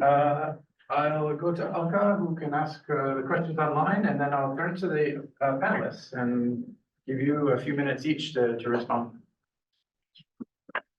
Okay, so there's 3 questions for Manuela, but I'm just going to mention 2 because one I think you already talked about with the sale of citizenship and stuff like that. So, so this question is about the connection between colonial citizenship forms and the managed migration flows for seasonal work. So Canada has one of the world's longest running seasonal work programs, which began with the Jamaican labor force. So although Canada is not the colonial center of Jamaica, both are part of the Commonwealth, and many government-to-government agreements of the seasonal program are based on this membership. So the question, can this colonial citizenship be used and form beyond the link with the colonial center, as in the case of Jamaica and Canada and the seasonal labor? The next question for you is about colonial entanglements of citizenship. So several groups of colonized populations in the 20th century also use the notion of citizenship as claims to certain political rights. Do you think that this transformation of citizenship as claim making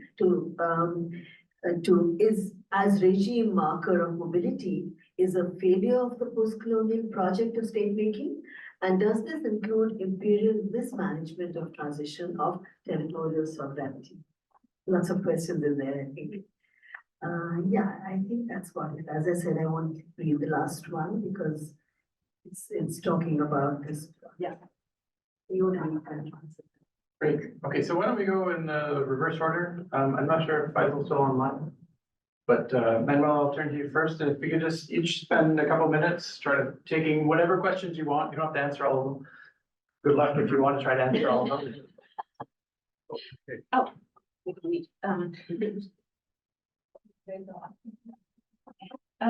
Yeah, I'll try to be brief. Thank you for the questions. Yeah, that's a great example of using the colonial connection to citizenship beyond an actually oppressive context and turning it into something else.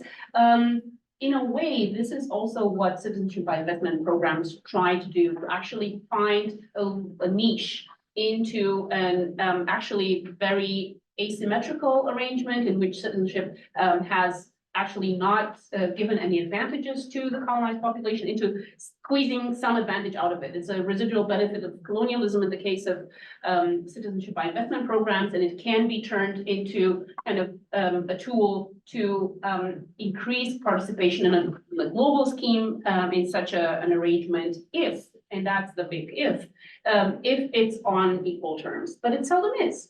So what I see, I'd really like to be optimistic here, but I think it's not about citizenship and how we can tweak it, because if it weren't citizenship, it would be another mechanism by which populations that were supposed to be put in place in a globally unequal system would be put in place. So once it is so to say, solved and it's no longer citizenship or it's abolished or it's all open borders, there would be another mechanism to it. So I think there's very limited space to radically transforming a actually inherently unequal institution as citizenship is, or as other arrangements to which we attach some form of hope, starting with development or economic growth, can do in a system that was never premised to confer equal opportunities. It's a zero-sum game. If somebody ascends, it's at the expense of somebody else. The same goes for the second question with citizenship as claims to political rights. There's actually a big divide in the literature on citizenship as to whether you actually mean a legal status. So you mean a passport and the rights proving from it, or you refer to citizenship as a horizon of political achievement. We're actually talking about two different things, although the term that is used is the same. I think the second one, the metaphorical use of citizenship, is really a nom de guerre, is a battle term rather than a concept describing the state of affairs. I think as a mobilizing term, as a term of political mobilization, it's very important. But it's not the same as a legal status. And as long as the struggle is to a future horizon in which such rights would be realized, it's a very different thing than the actual possession of a passport and the rights proving. Thank you. Well, I will start with one of the points that I think one of you mentioned, that basically south-south migration on one hand. Actually, the two main drivers of international migration are south-south and south-north. Those are the mainstreams of international migration now, and they are growing fast. But we also have to consider internal migration, which is huge, 750 million internal migrants, and those are issues that are a product of this accumulation by dispossession. They are displaced and they have to move in order to survive. Internally, for the first time, so this south-south migration is of the same process, a product. So I think like the main driver of international migration, internal, these process and the southern countries. This is something that I just wanted to clarify. And now going to the very difficult point that you made. You are right, Nina, and it is very, very difficult.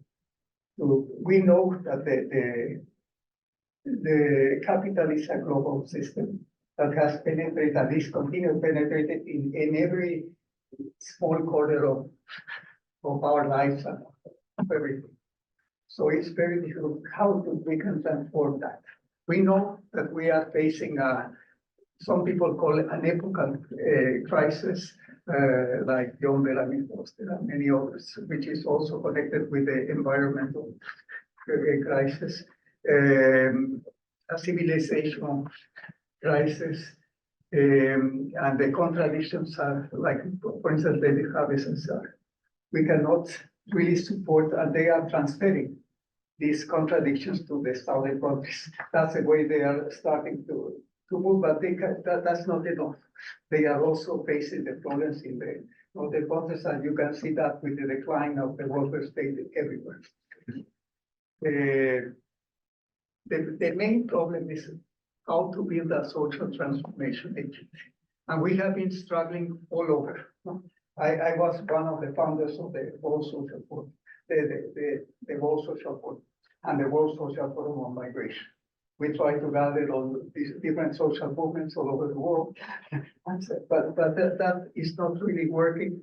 I started also with the Zapatista movement in Mexico, and they even try now to go to Europe, and they call it Travesía Well, and that's quite complicated. I remember one of our conclusions of the last, well, no, the previous to the last World Social Forum in Mexico that we organized in November 2018. It was to promote a global network of sanctuary cities. And we started to work on that as a possibility of putting together and having a more broad vision of the problem as a resistance strategy, but also a transformation strategy. And yes, I mentioned about this possibility in the case of Mexico, but it has a different perspective.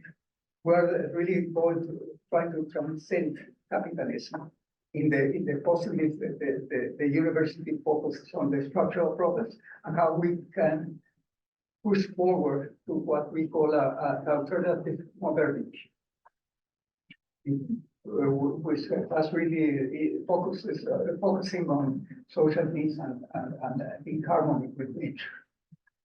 And so we can push science and to put it in the right path and technology, which is huge, and we can solve all the necessities. But if we focus on a different way of using all these, much use of the term general intellect, because it's a general knowledge of all the society. Now it's privately appropriate.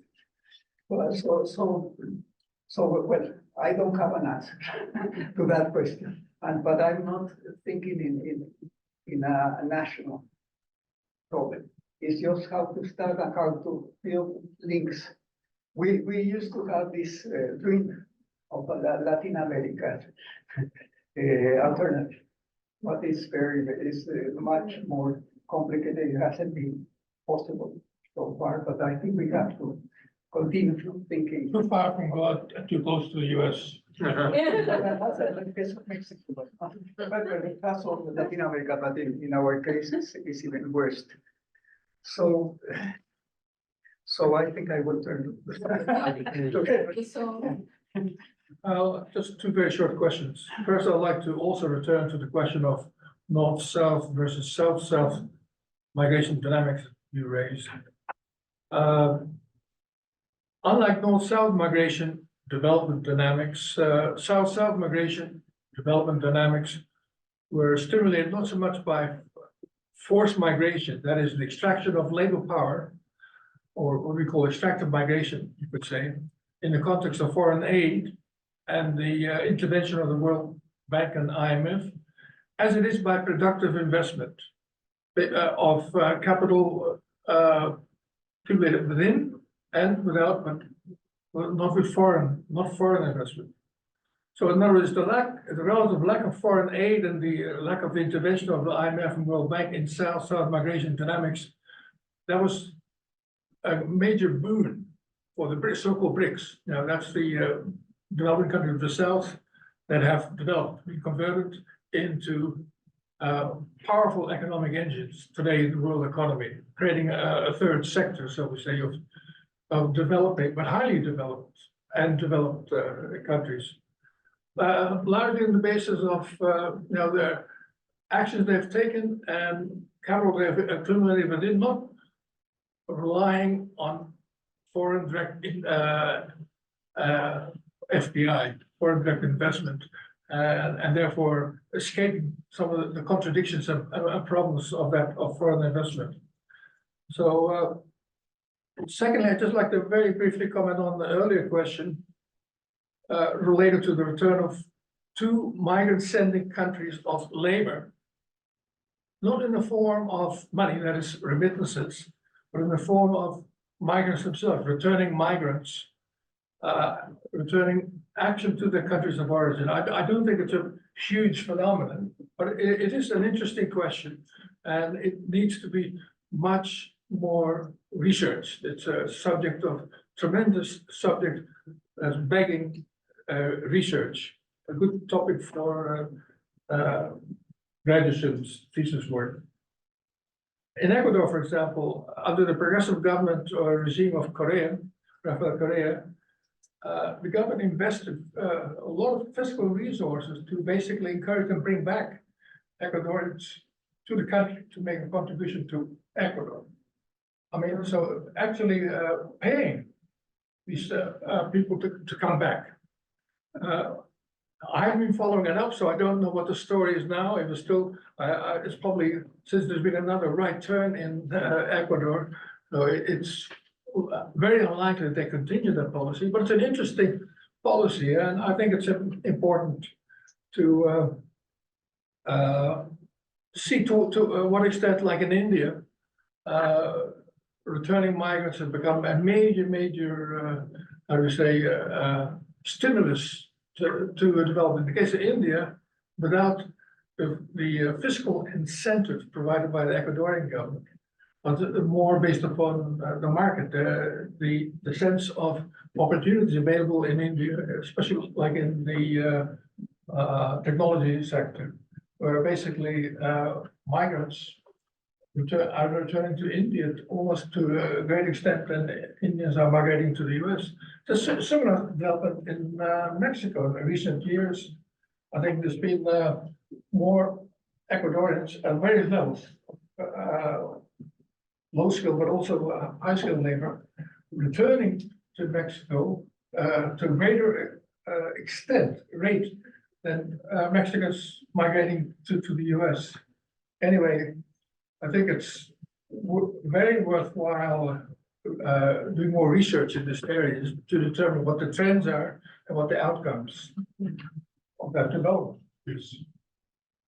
Thank you very much. Faisal, I'll turn to you and ask you if you have some closing observations or responses to any of the questions. No, it's very good.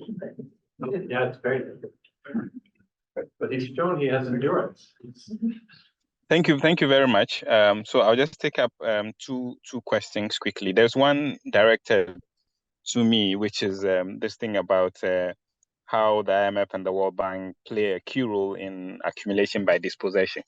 Now, I mean, so in the Africa case, the late 70s, was a crucial moment in terms of the narrowing of the public sector, the commodification of the commons, through initially something called the ERPs, the Economic Recovery Programs, and then of course the initially Economic Structural Adjustment Programs, and then they said Structural Adjustment Programs, right? So basically here you have basic essentials, from healthcare to water, becoming commodities. And then later on with the poverty reduction strategy initiatives, a focus on land. And you can imagine in a part of the world which is agrarian still to a certain extent, what it means when land basically is alienated on a mass scale. And at the moment, what you have increasingly is sections of so-called traditional authority using land as instrument to play with on stock exchanges across the continent. So in a sense, this policy imperative that is pushed by the IMF, which I have to say is very much in keeping with the interest of local elites, create the condition, one, for uprooting people off the land to major cities, and therefore setting them off, especially in the case of the Sahel and parts of West Africa, to these dangerous journeys across the high seas. But I think what is important here is how policy space get narrowed as a result of conditionalities that the IMF and the World Bank have imposed over time. Okay, and how local elites use that as a way to sell off key commons. There was this wave of water privatization, which effectively meant that many peasants could not get access to even water for irrigation and so on. The final point I just want to make, I think it was Anna who raised this really important point about, should kind of skilled people just stay where they are, and whether what we're talking about is kind of really a crisis of capitalist accumulation. No, I don't think the solution is about saying people should stay or should move. I think the solution for me begins from what the issue is, some clarification of what we mean by what the issue is. It seems to me that here we find ourselves in a situation, as Manuela has been saying, of this coloniality of citizenship, where belonging to certain parts of the world grants one access to certain privileges that others do not have. But these are not just abstract privileges, these are very concrete privileges. And at times, as COVID showed, these is the difference between living or dying, right?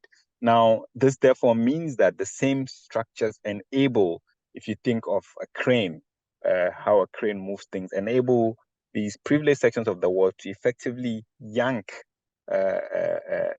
those that they need from other parts of the world to come and service them. And I'll concretize this with an example. So the German government has opened a liaison office in Accra, Ghana, aimed at university graduates from the key public sector institutions to go and work, especially in ICTS and so on in Germany. So for me, if one understands how the inequality in the global political economy creates this system of basically handpicking those that are needed, to me, the obvious would be, don't we need a world where it should be possible for somebody from Cyprus or from Rwanda who wants to work in Ghana, that they should be able to do so, or a German who wants to work in Burundi, right? So, but how do we get through this? I don't think one can get to this kind of a world by tweaking, by kind of policy shift, which I understand as important sites of struggle. But really, I think because accumulation is so central to this ordinal ranking of humanity and of different parts of the world, it's really about going fundamentally at this thing of commodifying key things that human beings need to continue to survive on this earth, and the way in which the very resources that sustain us have been not just commodified but really seen as things to be used and expelled. So what am I trying to say in this cryptic kind of language is really to say that a return to some basics, the need for a deep analysis, a deep critique of capitalism, but also some concrete mobilization, which really takes questions of class, not in a reductive way, but looks at other social cleavages. And instead of this obsession, and I'm speaking because of where I'm based, this obsession that the key question that we face is just identity as something which solves everything. But often identity is built on something very material and concrete. So thank you very much. Thank you very much, Faisal. So first is let me offer a very big thanks to our really stimulating, provocative, and fascinating insights from the panel. So Henry, Raul, Manuela, Faisal, thank you for all your time, your efforts, your intellectual contribution today. It's been really, really interesting and